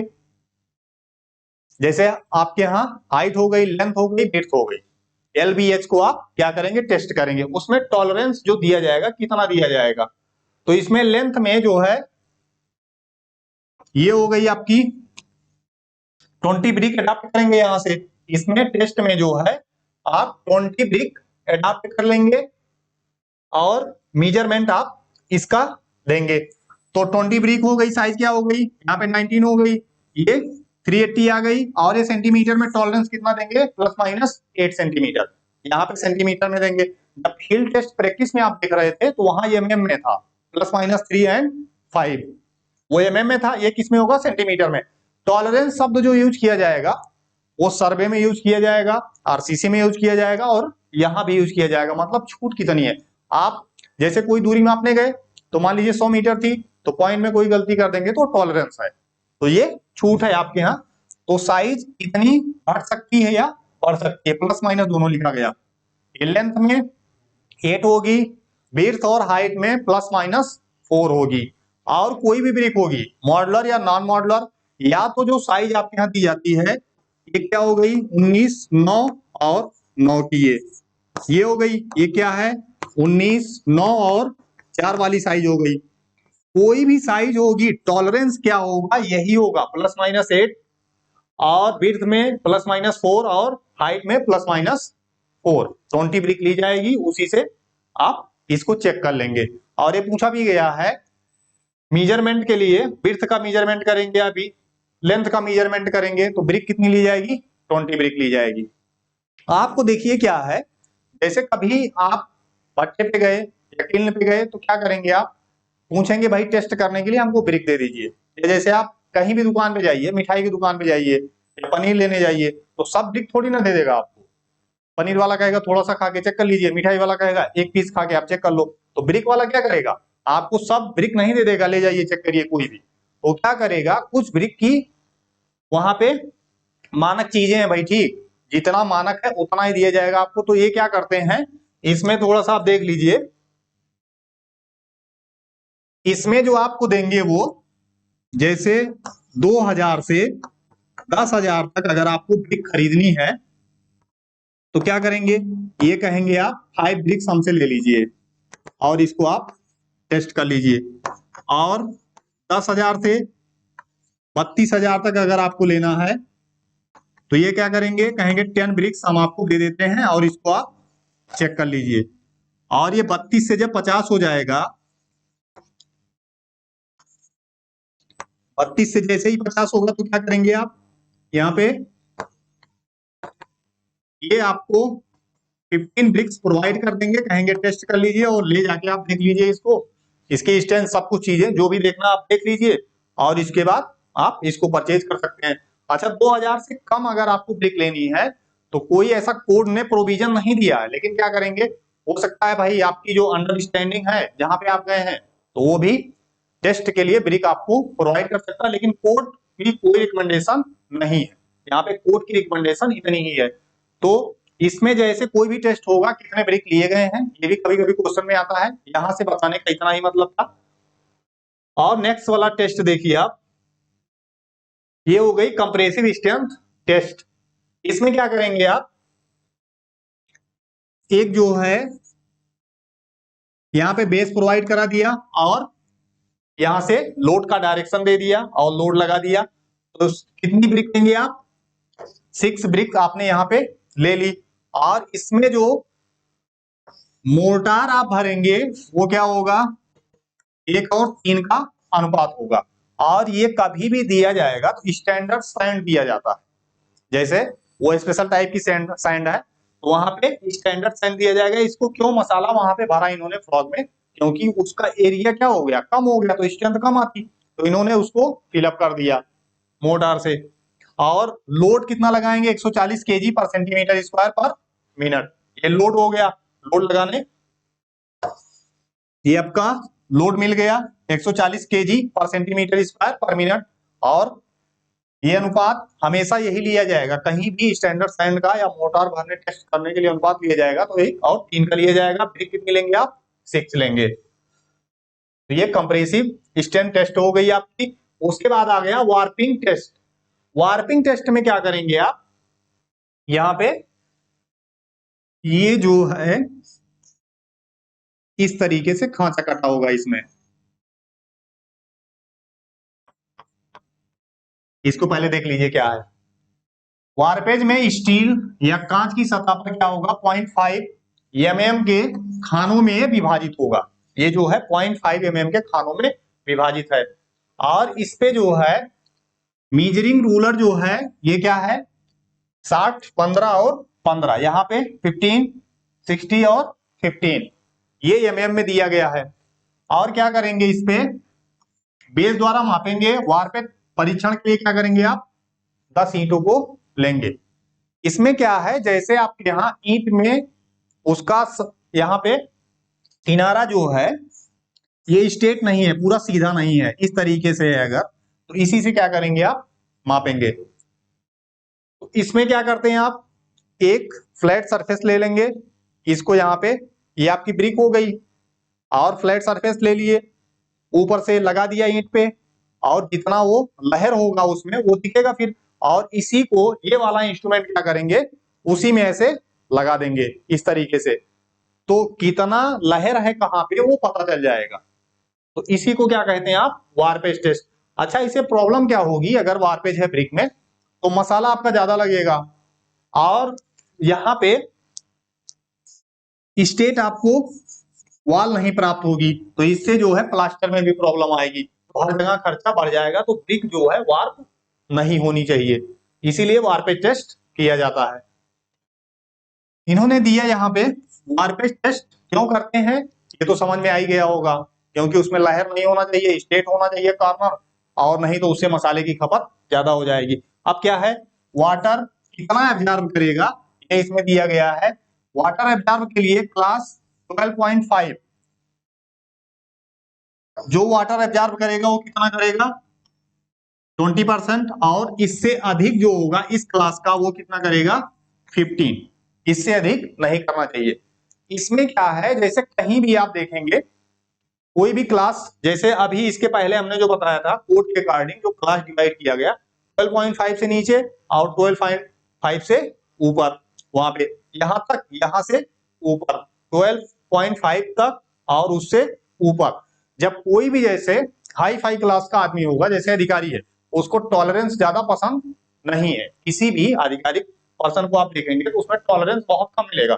मीन्स वो कहेगा हमारे यहाँ टाइम से आइए, टाइम से जाइए, सब कुछ टाइम से है। तो ये वाटर जो इससे अधिक की अगर क्लास है, अच्छी क्लास में है, तो वाटर क्या करेगा, कम एब्जॉर्ब करेगा, और इसमें क्या है, कुछ भी एब्जॉर्ब कर लेगा, ये मीन्स ये ज्यादा वाटर एब्जॉर्ब करेगा, तो 20। अच्छा, इसमें जो क्वेश्चन पूछा जाता है, बार बार यही पूछा जाएगा कि अगर ये क्लास है तो वाटर कितना एब्जॉर्ब करेगा, और फर्स्ट क्लास की ब्रिक है, अगर कोड के अकॉर्डिंग क्लास पूछा गया तो यहां से आप देख के लगाएंगे 15 या 20%, और फील्ड के अकॉर्डिंग अगर पूछा गया फर्स्ट सेकंड थर्ड में तो 20, 22 और 25, फर्स्ट सेकंड थर्ड, ये ड्राई वेट का वाटर अपने एब्जॉर्ब करेगा इतना। तो यहाँ क्लास से क्वेश्चन कई बार पूछा गया है, और अगर 20 नहीं है कहीं भी तो आपको 15 या 16 लगा ही देना है। एक बार ऑप्शन में आया था 16.16% ऑफ वाटर, ये भी एक बार ऑप्शन में सही कराया गया, क्योंकि कोई ऑप्शन में था ही नहीं, तो वहां से ऑप्शन आप समझ जाएंगे वाटर एब्जॉर्ब के जो भी क्वेश्चन आएंगे।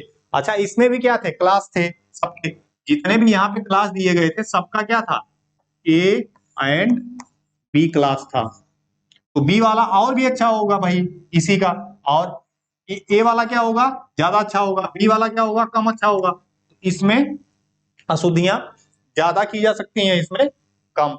ये भी क्या था, क्लास में डिवाइड था ए एंड बी में। तो आपका वाटर अब्जॉर्प्शन टेस्ट हो गया इसमें। इसमें वाटर आप देख लीजिएगा कितना ऑब्जर्व करेगा। अब आ गई आपके यहाँ स्पेशल टाइप की ब्रिक, और स्पेशल टाइप की ब्रिक आपके यहाँ ढेर सारी दी गई हैं, जिसमें से क्या है, एक ये फायर रेजिस्टिंग ब्रिक है। बहुत कई टाइप की ब्रिक आती है स्पेशल टाइप में, लेकिन ये जो है क्वेश्चन कई बार पूछा गया है। जैसे आपके यहाँ कोई आयरन ओर हो, भट्टी हो, उसकी लोहे को जहां पे पका के पिघला के लोहा बनाया जाता है, तो वहां पे क्या है, फायर बहुत ज्यादा रहता है, या इसको कहां पे देंगे, हाई टेम्परेचर कहीं भी बियर करेगा ये, पहली कंडीशन ये हो गई। और क्या करेगा, लाइनिंग ऑफ फर्नेस में, लाइनिंग ऑफ फर्नेस में भट्टियों के स्तरीकरण के लिए जहां पे हाई टेम्परेचर आ रहा हो वहां पे, और दहन कक्ष में, कंबक्शन चैम्बर में, इसको क्या करेंगे, जहां पे आग जल रही हो वहां पे इन ब्रिक्स को यूज करेंगे। ये क्वेश्चन बार बार पूछा जाता है, कहां पे यूज करेंगे आप, अग्निशा ईंटें हैं ही, इसका नाम ये फायर रेजिस्टिंग ब्रिक। तो हाई टेम्परेचर पे, लाइनिंग ऑफ फर्नेस में, और कंबक्शन चैम्बर में, यहाँ पे यूज करेंगे। इसको क्या करते हैं आप, कहां पे बनाते हैं, हाफ माइन भट्टी में बनाते हैं। इसकी थर्मल कंडक्टिविटी बहुत कम होती है, ताप चालकता जो है वो बहुत ही कम है, मींस टेम्परेचर इधर से उधर ट्रांसफर नहीं होगा, थर्मल कंडक्टिविटी बहुत कम है इसकी, इसीलिए इसको यूज करेंगे आप। और ये बनाई कैसे जाती हैं, फायर क्ले से। ये स्पेशल टाइप की क्ले होती है, इसी से क्या करेंगे आप, इसमें सिलिका का कंटेंट, आयरन ऑक्साइड, लाइम, ये सब का कंटेंट होता है अलग अलग। तो ये स्पेशल टाइप की क्ले है, फायर क्ले। ये पूछा भी गया है कि फायर रजिस्टिंग ब्रिक किससे बनाई जाती है, तो फायर क्ले से बनाई जाती है। ये हो गया। और इसका टेम्परेचर कितना होगा, 1700 डिग्री सेंटीग्रेड से भी अधिक टेम्परेचर पर आकार व सामर्थ्य बनाए रखती है। स्ट्रेंथ और शेप जो है 1700 डिग्री टेम्परेचर से अधिक भी टेम्परेचर है अगर, तो वहां भी ये अपना आकार और सामर्थ्य बनाए रखती है, इसीलिए इसको यूज भी करते हैं। वाटर कितना ऑब्जर्व करेगा, ये 5 to 10%, और इसका वेट 3 to 3.5 kg होगा। तो उसका वेट हो गया, वाटर कितना ऑब्जर्व करेगा, कितना टेम्परेचर बियर करेगा, कैसे बनाई जाएगी और कहां पे यूज की जाएगी, ये क्वेश्चंस हो गए आपके। और इसमें देखिए क्या है, अग्निशा मृतिका में चूना, लोहा ऑक्साइड इत्यादि का प्रतिशत बहुत ही कम, 2 से 3% होता है, जबकि सिलिका और एल्युमिना की मात्रा सबसे अधिक होती है। एल्युमिना की मात्रा अगर जहां पे अधिक है, इसके पहले भी हमने बताया था, एल्युमिना जहां भी रहेगी फायर रजिस्टिंग प्रॉपर्टी सबसे ज्यादा प्रोवाइड करेगी। जैसे स्टोन में क्या था, कंपैक्टेड सैंड स्टोन अगर ऑप्शन में है तो सही लगाएंगे, लेकिन कंपैक्टेड सैंड स्टोन और आर्जिलिसियस रॉक दोनों दिया गया है, फायर रजिस्टिंग किसकी ज्यादा होगी, तो उसमें आर्जिलिसियस रॉक को ही आप प्रेफर करेंगे। तो यहां से आपको ये भी मिल जाएगा। तो स्पेशल टाइप की ब्रिक आपको मिल गई यहां से। इसमें क्वेश्चन कैसे पूछे जाते हैं, किससे बनाई जाएगी, कहां कहां पे यूज होगी, कई बार क्वेश्चन पूछा गया है, और टेम्परेचर कितना ये बियर कर सकती है। अब अग्निशा ईंटों के प्रकार आ गए, फायर रजिस्टिंग ब्रिक के प्रकार आ गए। इसमें क्या है, एसिडिक है, एसिडिक ब्रिक हो गई आपकी, और ये क्या है, बेसिक हो गई, ये क्या है, न्यूट्रल है, ये आपकी न्यूट्रल हो गई। जहां पे एसिड का प्रभाव ज्यादा होगा वहां पे एसिडिक ब्रिक यूज करेंगे, और उसका कंपोनेंट क्या होगा, कंपोनेंट में होगी आपके यहां सिलिका 95 से 97%, और चूना 1 से 2%। और इसमें ब्रिक कौन कौन सी आएगी, फायर ब्रिक्स और सिलिका ब्रिक्स, इसके ये क्या है, एग्जांपल्स हैं।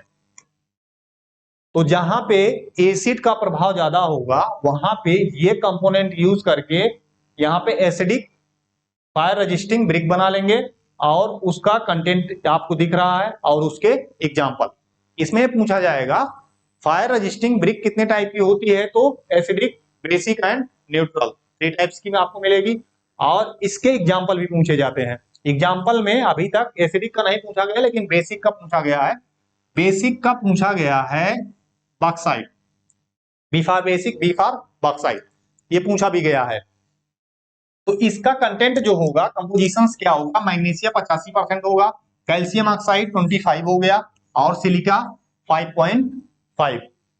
तो यहाँ पे जहां पे बेसिक का इफेक्ट ज्यादा हो रहा होगा, कोई भी ऐसी फर्नेस होगी जहां पे बेसिक मटेरियल वो निकाला जा रहा होगा या वहां पे छाना जा रहा होगा उसको पका के, तो क्या करेंगे, उस पे गिर जाएगा तो वो प्रॉब्लम करेगा। तो वहां से क्या करेंगे, इसी ब्रिक का यूज करेंगे, उसका क्षरण या डीके नहीं होगा। तो इसके कंपोनेंट हो गए आपके, और ये मैग्नेसाइट, डोलोमाइट और बॉक्साइट, ये 3 टाइप्स के आपके यहाँ ब्रिक हो गए इसके एग्जांपल में, और इसका एग्जांपल पूछा भी गया है। और ये न्यूट्रल में क्रोम में होगा 50% और आयरन ऑक्साइड आपके यहाँ 30 हो गया, एल्मुना 15 और ये सिलिका 5%। इसके जो एग्जांपल है आपके यहाँ, क्रोम ब्रिक हो गया, क्रोम मैग्नेसाइट हो गया, स्पाइनल ब्रिक हो गया और फ्रोस्ट राइट ब्रिक हो गया। तो इसके एग्जांपल ये सब हैं चारों। तो इसमें क्या करना है, कितने टाइप की होगी, एसिड, बेसिक एंड न्यूट्रल, और क्या है इसके एग्जांपल जो है आपको याद रखना होगा। आपकी ये स्पेशल टाइप की ब्रिक यहाँ पे समाप्त हो गई। और एक स्पेशल टाइप की ब्रिक ये है पेविंग ब्रिक। अच्छा, इसमें जितने कोड हैं ये संविधान टाइप वाला है भाई, ठीक। जैसे जो संविधान में आपके यहाँ सिविल इंजीनियरिंग में लिखा गया वही कोड है, एक तरीके का सिविल इंजीनियरिंग का संविधान है आपका कोड। वो कहीं का भी कोड हो, जो लिख दिया गया वही आपको फॉलो करना है रूल, और उससे इधर उधर कुछ भी नहीं करना है। तो इसके कोड जितने भी हैं आपको याद कर लेना है। ब्रिक के कोड कई बार पूछे भी गए, ब्रिक में ब्रिक के कोड, टाइल्स के कोड, ये सब पूछे जाते हैं। तो कोड आपको थोड़ा सा याद करके रखना है, अपना सिविल इंजीनियरिंग का संविधान है तो उसको आप लोग पढ़ के और याद करके रखिए, आपको आसानी भी होगी। पेविंग ब्रिक क्या है, ये पेवमेंट पर लगाई जाएगी, सबसे ऊपर लगाई जाएगी, तो इसकी स्ट्रेंथ क्या होनी चाहिए, ज्यादा होनी चाहिए। पहली बात तो ये है। दूसरी बात क्या होगी, ये बहुत जल्दी बेकार नहीं होनी चाहिए, डीके इसका नहीं होना चाहिए। तो इसमें देखिए बनाई कैसे जाएगी, सामान्य ईंटों की तुलना में ईंटों की मिट्टी में लौह ऑक्साइड की मात्रा कुछ अधिक होती है। जैसे लौह ऑक्साइड जब हमने बताया था उसमें कंपोजिशंस में, तो क्या बताया, लोहा है एक तरीके का, बांध लेगा अच्छे से, तो ये हार्ड कर देगा उसको।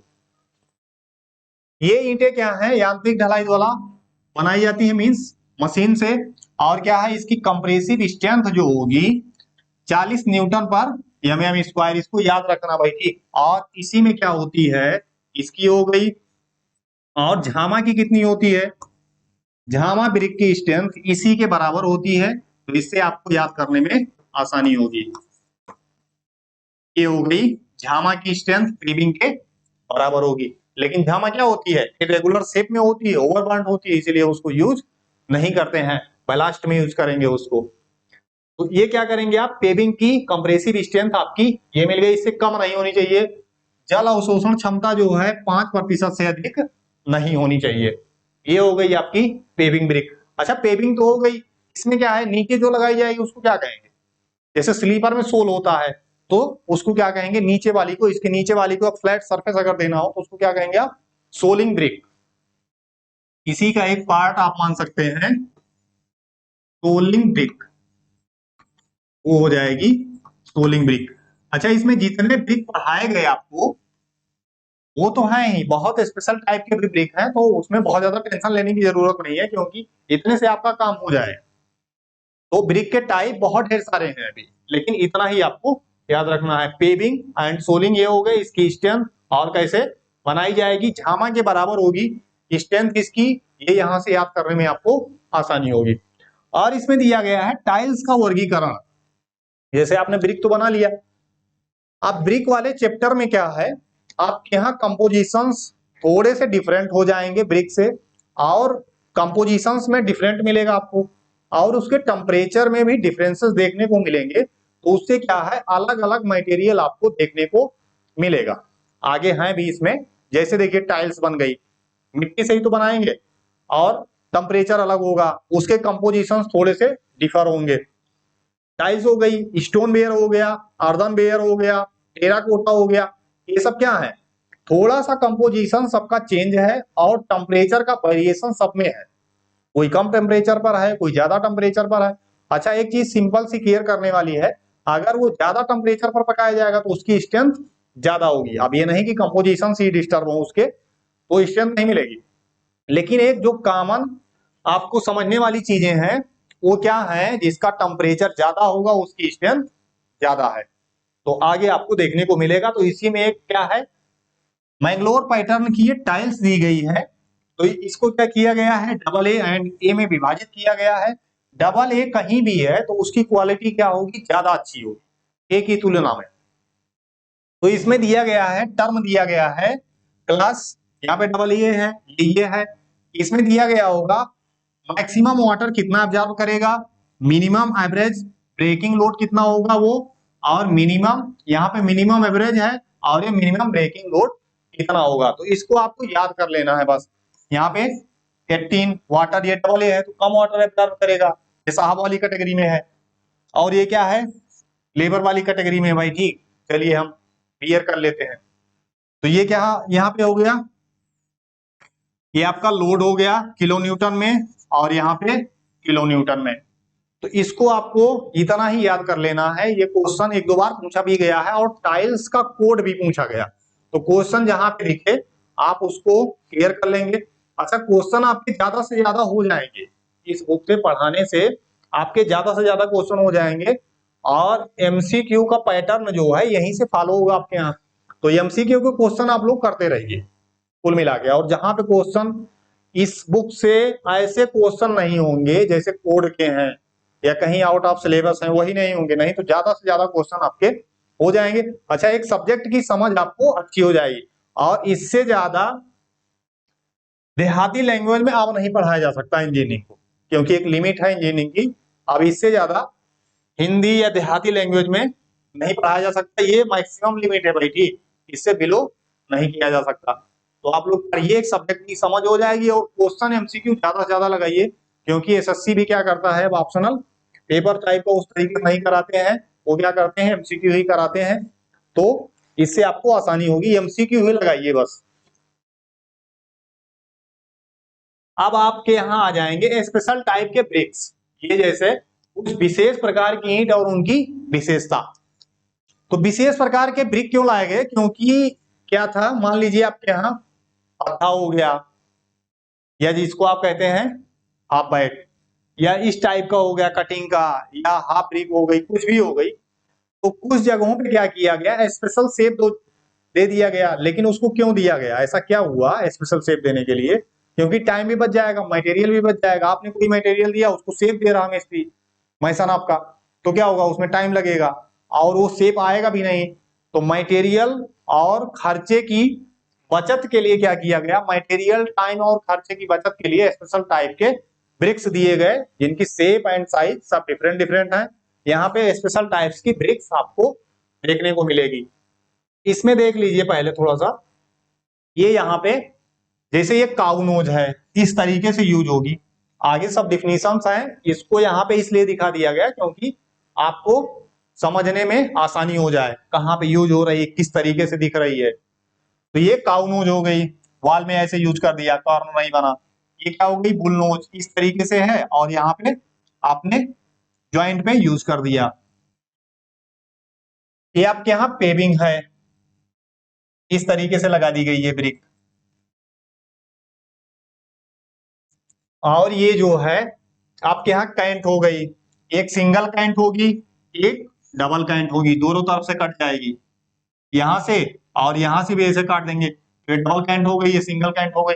अच्छा, इसे बता क्यों रहे भाई, ठीक, ये सब क्वेश्चन जो है यूपी ट्रिपल एससी में, अदर एग्जाम्स में क्या होते हैं, फिगर देके पूछ लिए जाते हैं, इसीलिए हम इसको बता रहे हैं कि ये डबल कैंट है, ये सिंगल कैंट है। बाकी बीसीएमबी में ये सब कुछ चीजें आपको और स्पष्ट दिखने वाली हैं आगे। तो यहाँ पे इतना ही देख लीजिए। और ये क्या है, क्वीन क्लोजर है आपकी, यहाँ पे यूज की गई है। और यहाँ पे स्प्ले हेडर है, ये भी क्वेश्चन पूछा गया है, ये स्प्ले हेडर ब्रेक हो गया। ये क्या है, कॉर्निस है आपकी, ये जो है दीवार की सुंदरता को बढ़ाता है। तो यहां से आपको ये फॉर्म दिख गया होगा कि किस तरीके से कहां पे यूज किया जा रहा कौन सा ब्रिक। बाकी उसके डिफिनीशन देख लीजिए आगे। अब इसमें क्या है, किंग क्लोजर, इसकी जो डिफिनीशन दी जाती है इसमें दिया जाएगा, ये लंबाई हो गई इसकी, तो यहां से कट कर लिया इन्होंने। तो लंबाई कितनी हो गई, L/2, और ये विड्थ है, ये क्या हो गई, इधर बची कितनी है, B/2, इतनी जो है B/2 है, और इतनी जो है ये L/2 है। तो जब भी इसकी डिफिनीशन पूछी जाएगी, ट्रायंगुलर शेप काट लिया गया कहां से, L/2 एंड B/2 से। डिफिनीशन सेम यही पूछी जाती है, ट्रायंगुलर शेप काटा गया L/2 एंड B/2 से, उसके बाद जो ब्रिक बची हुई है उसी को क्या कहते हैं आप, किंग क्लोजर। एक क्लोजर का टाइप है, जैसे किंग क्लोजर यहाँ पे हो गया, कोइन क्लोजर आपको यहाँ पे देखने को मिलेगा, तो ये क्लोजर का टाइप है। अब देखिए इसमें डिफिनीशन क्या है, जब ईंट को उसके कोनों पर इस प्रकार तिरछा काटा जाएगा, ट्रायंगुलर शेप बनेगा, आधी लंबाई आधी चौड़ाई अलग हो जाए, शेष ब्रिक क्या कहलाएगी, किंग क्लोजर। इसका उपयोग कहां होगा, दरवाजे या खिड़कियों के स्प्लेट जैम में। स्प्लेट जैम, जो भी जैम वगैरह है आपको वो बीसीएमई में पढ़ाया जाएगा। जैसे दरवाजा है आपका जहां पे लगा हुआ है, वहां पे वॉल जो है एकदम स्ट्रेट ना होके थोड़ी सी तिरछी हो जाएगी, तो पल्ला खोलने में आसानी होगी, या वहां पे ठोकर नहीं लगेगी, ये सब चीजें थोड़ी सी सही हो जाती है, इसीलिए स्प्लिट जैम वहां पे दिया जाता है। तो ये इस तरीके से कट गया है, तो वहां पे कॉर्नर, तीखा कॉर्नर आपको नहीं मिलेगा। तो किंग क्लोजर का यूज आपको समझ में आ गया होगा। अब देखिए कोइन क्लोजर, जब ईंट को लंबाई की दिशा में दो बराबर भागों में, लंबाई की दिशा में दो बराबर भागों में काटेंगे तो क्या कहेंगे उसको, कोइन क्लोजर। और ये क्या करेगा, ऊर्ध्वाधर जोड़ों की कंटिन्यूटी को भंग करने में मदद देगा। इंग्लिश बॉन्ड में यूज किया जाएगा। बॉन्ड जो है आगे आपको पढ़ाया जाएगा, इंग्लिश फ्लेमिश जो भी बॉन्ड है, यहाँ पे इतना ही देखना है। अच्छा देखिए क्या होगा, आपके यहाँ ऊर्ध्वाधर जोड़ दिया गया, वर्टिकल ज्वाइंट।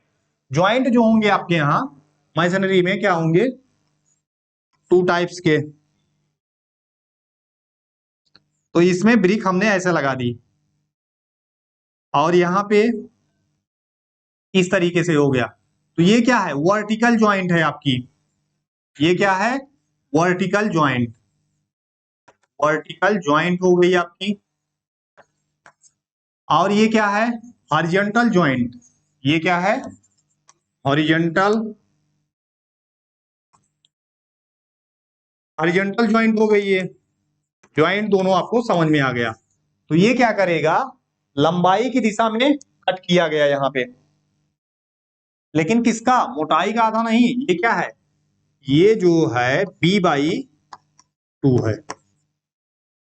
लंबाई पूरी होगी, इसमें डिफिनीशन जो पूछी जाएगी, length and thickness same but width is half, क्या कहलाएगी वो, कोइन क्लोजर। यहां पे जैसे देखिए आपने क्या किया, एक कोर्स दिया, जैसे ही दूसरा दिया, यहाँ पे वर्टिकल ज्वाइंट को आपको तोड़ना था, नहीं तो दीवार यहीं से इधर को यहां से क्रैक हो जाएगी ऐसे ही पूरी, तो इसीलिए ज्वाइंट को वहां पे बांधा जाता है इससे। तो वर्टिकल ज्वाइंट को ही क्या करेगा, यहाँ पे बीच में ऐसा लगा देंगे, उसकी क्या है, चौड़ाई आधी हो गई है, इस पे रख देंगे, इसीलिए क्या करेंगे, यहाँ पे देखिए ये यहाँ पे क्या है, वर्टिकल ज्वाइंट को ये तोड़ रही है, तो इसको क्या कहेंगे आप, क्वीन क्लोजर। आपके यहाँ किंग और क्वीन क्लोजर हो गए, कहाँ पे यूज होंगे। अब देखिए बैट आपके यहाँ अद्धा, अद्धा क्या होगा, ये दो टाइप का होगा, एक 3/4, एक 1/2। तो ये टू टाइप्स के आपके यहाँ बैट मिल गए। ये बॉन्ड में फ्लेमिश और इंग्लिश दोनों में यूज किए जा सकते हैं, ऐसी प्रॉब्लम नहीं होगी इसमें, तो बॉन्ड में यूज किया जाता है ये। और उसके बाद स्क्वांट ब्रिक आ गया, ये क्या होगा, 90 डिग्री से कम अथवा अधिक कोण पर दीवारों के सिरों को जोड़ता है। यहाँ पे क्या होगा, ये 30 डिग्री पे कट होगा, एक 45 पे कट होगा, ये 90 बनेगा यहाँ पे। तो इसको क्या है, एक तरीके से 30 डिग्री पे है, ये 45 डिग्री से। तो कभी भी अगर 90 डिग्री से कम या अधिक मीन्स न्यून कोण या अधिक कोण पे दीवार कहीं मिल रही है, तो उसको क्या करेंगे, यही ब्रिक आप यूज कर लेंगे, वहां पे चिनाई में ये यूज हो जाएगी, और दीवार आपकी अगर 90 डिग्री पे नहीं है, कम या अधिक है, तब भी आपकी दीवार बन जाएगी वहां पे। ये स्क्वेंट हो गई। और बुल नोज हो गया वहां पे, इसको क्या करते हैं, संगम की दीवारों पर तीखे कोनों को गोलाकार करने के लिए क्या करते हैं, इसको यूज करते हैं, खुली नालियां बनाने के लिए भी यूज करते हैं। इसको देख लीजिए भाई, ठीक, आपको बुल नोज आपको यहां पे मिल गई। तीखे कोने क्या हो गए हैं, ये राउंड में आ गए हैं, कोने तीखे आपके नहीं बन रहे हैं। नेक्स्ट देखिए आप, काउ नोज। ये क्या था, बुल नोज था, ये क्या है, काउ नोज है। इस ईंट का उपयोग दीवार के ऊपरी रद्दों में या सिरों में किया जाता है। दीवार के ऊपरी रद्दे या सिरे में इस तरीके से ये दिखेगा। ये ऊपर ही करेंगे तो यहाँ पे गोलाकार हो जाएगा, या इधर साइड में कर रहे हैं उसको क्या है वहां पे गोलाकार मिल रहा, कोने तीखे उसके भी नहीं बन रहे हैं। तो ये आपको एक समझने में थोड़ी सी आसानी हो जाएगी। बेवेल्ड हो गई आपकी। इस प्रकार की ईंट का उपयोग 90 डिग्री से कम, न्यून या अधिक कोण पर किया जाता है मिलने वाली दीवारों पर।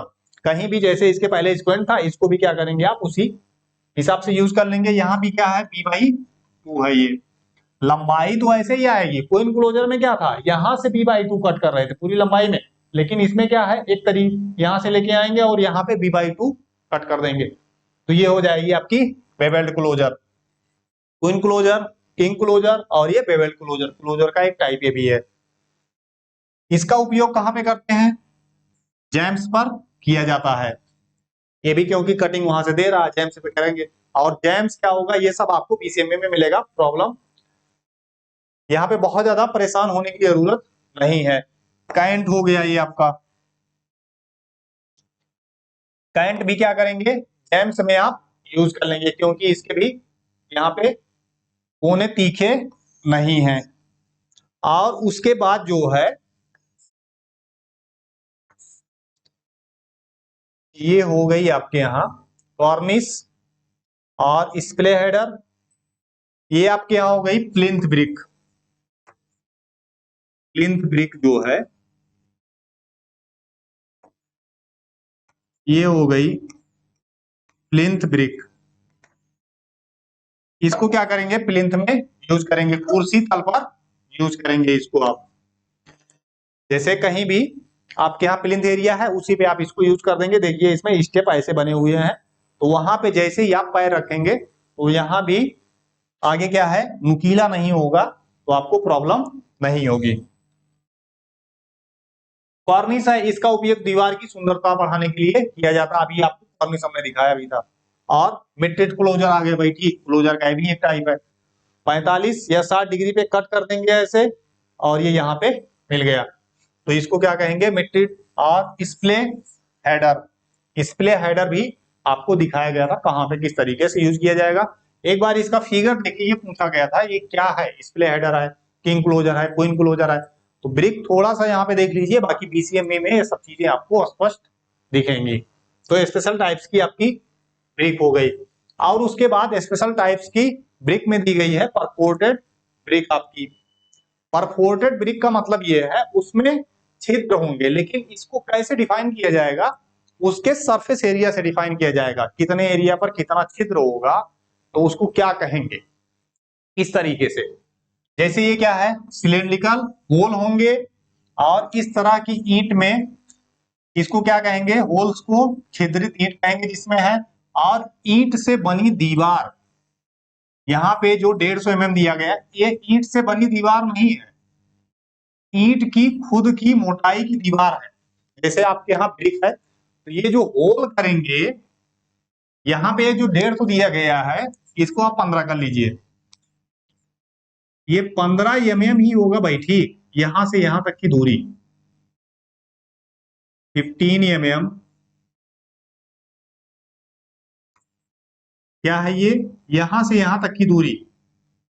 इससे क्या फायदा हुआ आपको, ये दूरी रखने से फायदा ये हुआ, जैसे होल एकदम किनारे नहीं कर देंगे आप, होल अगर एकदम किनारे कर दिया तो उसे क्या होगा, लाने ले जाने में हो सकता है ब्रिक ही टूट जाए। तो कम से कम इतनी ब्रिक की वॉल रखेंगे आप।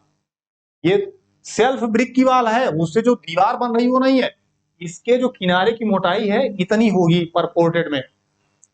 यहाँ पे थोड़ा सा मिस्टेक था।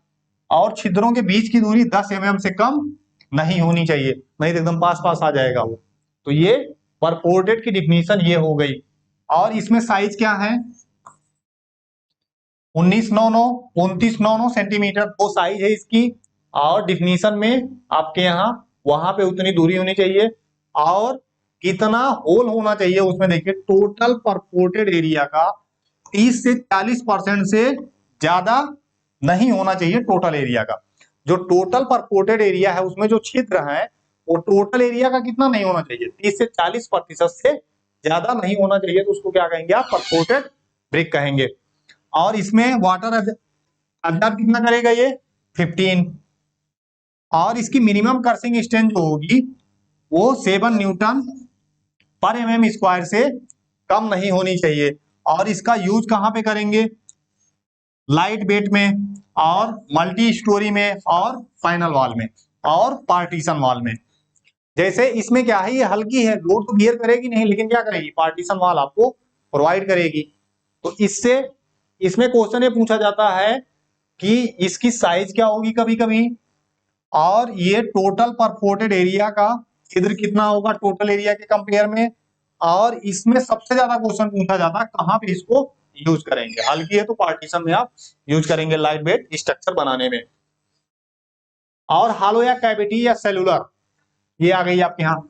इसमें और इसकी डिफिनेशन में थोड़ा सा अंतर ये है, इसमें जो है दीवार की मोटाई जो यहाँ पे लिखी है, ये ब्रिक की सेल्फ वॉल है भाई, ठीक, ब्रिक की सेल्फ वॉल की मोटाई है। दीवार जो बनेगी ब्रिक से नहीं, इसकी सेल्फ की मोटाई है यहाँ पे, ये 20 से 25 mm। नहीं तो क्या करेंगे, ट्रांसपोर्ट आप कर रहे हैं कहीं पे, उसमें होल है, वो पूरी टूट जाएगी तो बेकार हो जाएगी ब्रिक। तो इसकी मोटाई ये है। और वेट जो है नॉर्मल की तुलना में 1/3 रह जाता है। यूज कहाँ पे करेंगे, उष्मारोधी, सीलन रोधी, मीन्स जहां पे जैसे थिएटर है आपके, बहुत ज्यादा साउंड बाहर जा रही है, बीच में एयर आ जाएगी, जब एयर इंटरप्ट कर देगी चीजों को तो साउंड आपका बाहर नहीं जाएगा, इसलिए इन्हीं सब ब्रिक का यूज किया जाता है। तो सीलन रोधी, उष्मारोधी में हो गया, और पार्टीशन वाल दे देंगे, और कैविटी वाल भी दे देंगे, खोखली दीवार इससे बन जाएगी। तो एयर जो है यहाँ पे हीट को पास नहीं होने देगी, तो इससे आपको आसानी हो जाएगी। और ध्वनि रोधन के लिए भी यूज करेंगे। ये हो गई आपकी हालो या कैविटी या सेलुलर ब्रिक। उसके बाद आपको मिलेगा टेराकोटा। टेराकोटा में क्या है, इसमें आप कंपोजिशन देख लीजिए, ये 50 से 60% ड्राई क्ले है। क्रश पोटरी का मतलब ये है टूटा हुआ जो पुराना बर्तन है उसी को क्या कहते हैं, क्रश्ड पोटरी। और ग्राउंड ग्लास 8 से 10 मिनट, यहाँ पे 8 से 10% हो गया। और क्लीन व्हाइट सैंड 10 से 20%। ये है आपका कंपोजिशन। तो इसमें जो है आपके यहाँ टेराकोटा बनाया कैसे जाएगा आपके यहाँ, इसमें टेम्परेचर दे देंगे 1000 से 1200 डिग्री सेंटीग्रेड। और टेरा का मतलब क्या हो जाएगा आपके यहाँ, इसका मतलब है क्ले, और कोटा का मतलब पका हुआ। तो पकी हुई एक क्ले है, इसको आप यूज करेंगे, इसको ऑर्नामेंटल वर्क में यूज करते हैं। इससे क्वेश्चन ये पूछा जाएगा कहां पे यूज करेंगे, बस इतना ही पूछा जाएगा। ये हो गया टेराकोटा। इसमें पोर्सुलेन या चाइना क्ले है, इसका कंपोजिशंस दिया गया है, ये सब इसके कंपोजिशंस है। चाइना क्ले जैसे आपके यहाँ है, मिट्टी के बर्तन जो है क्या है, सब चाइना क्ले।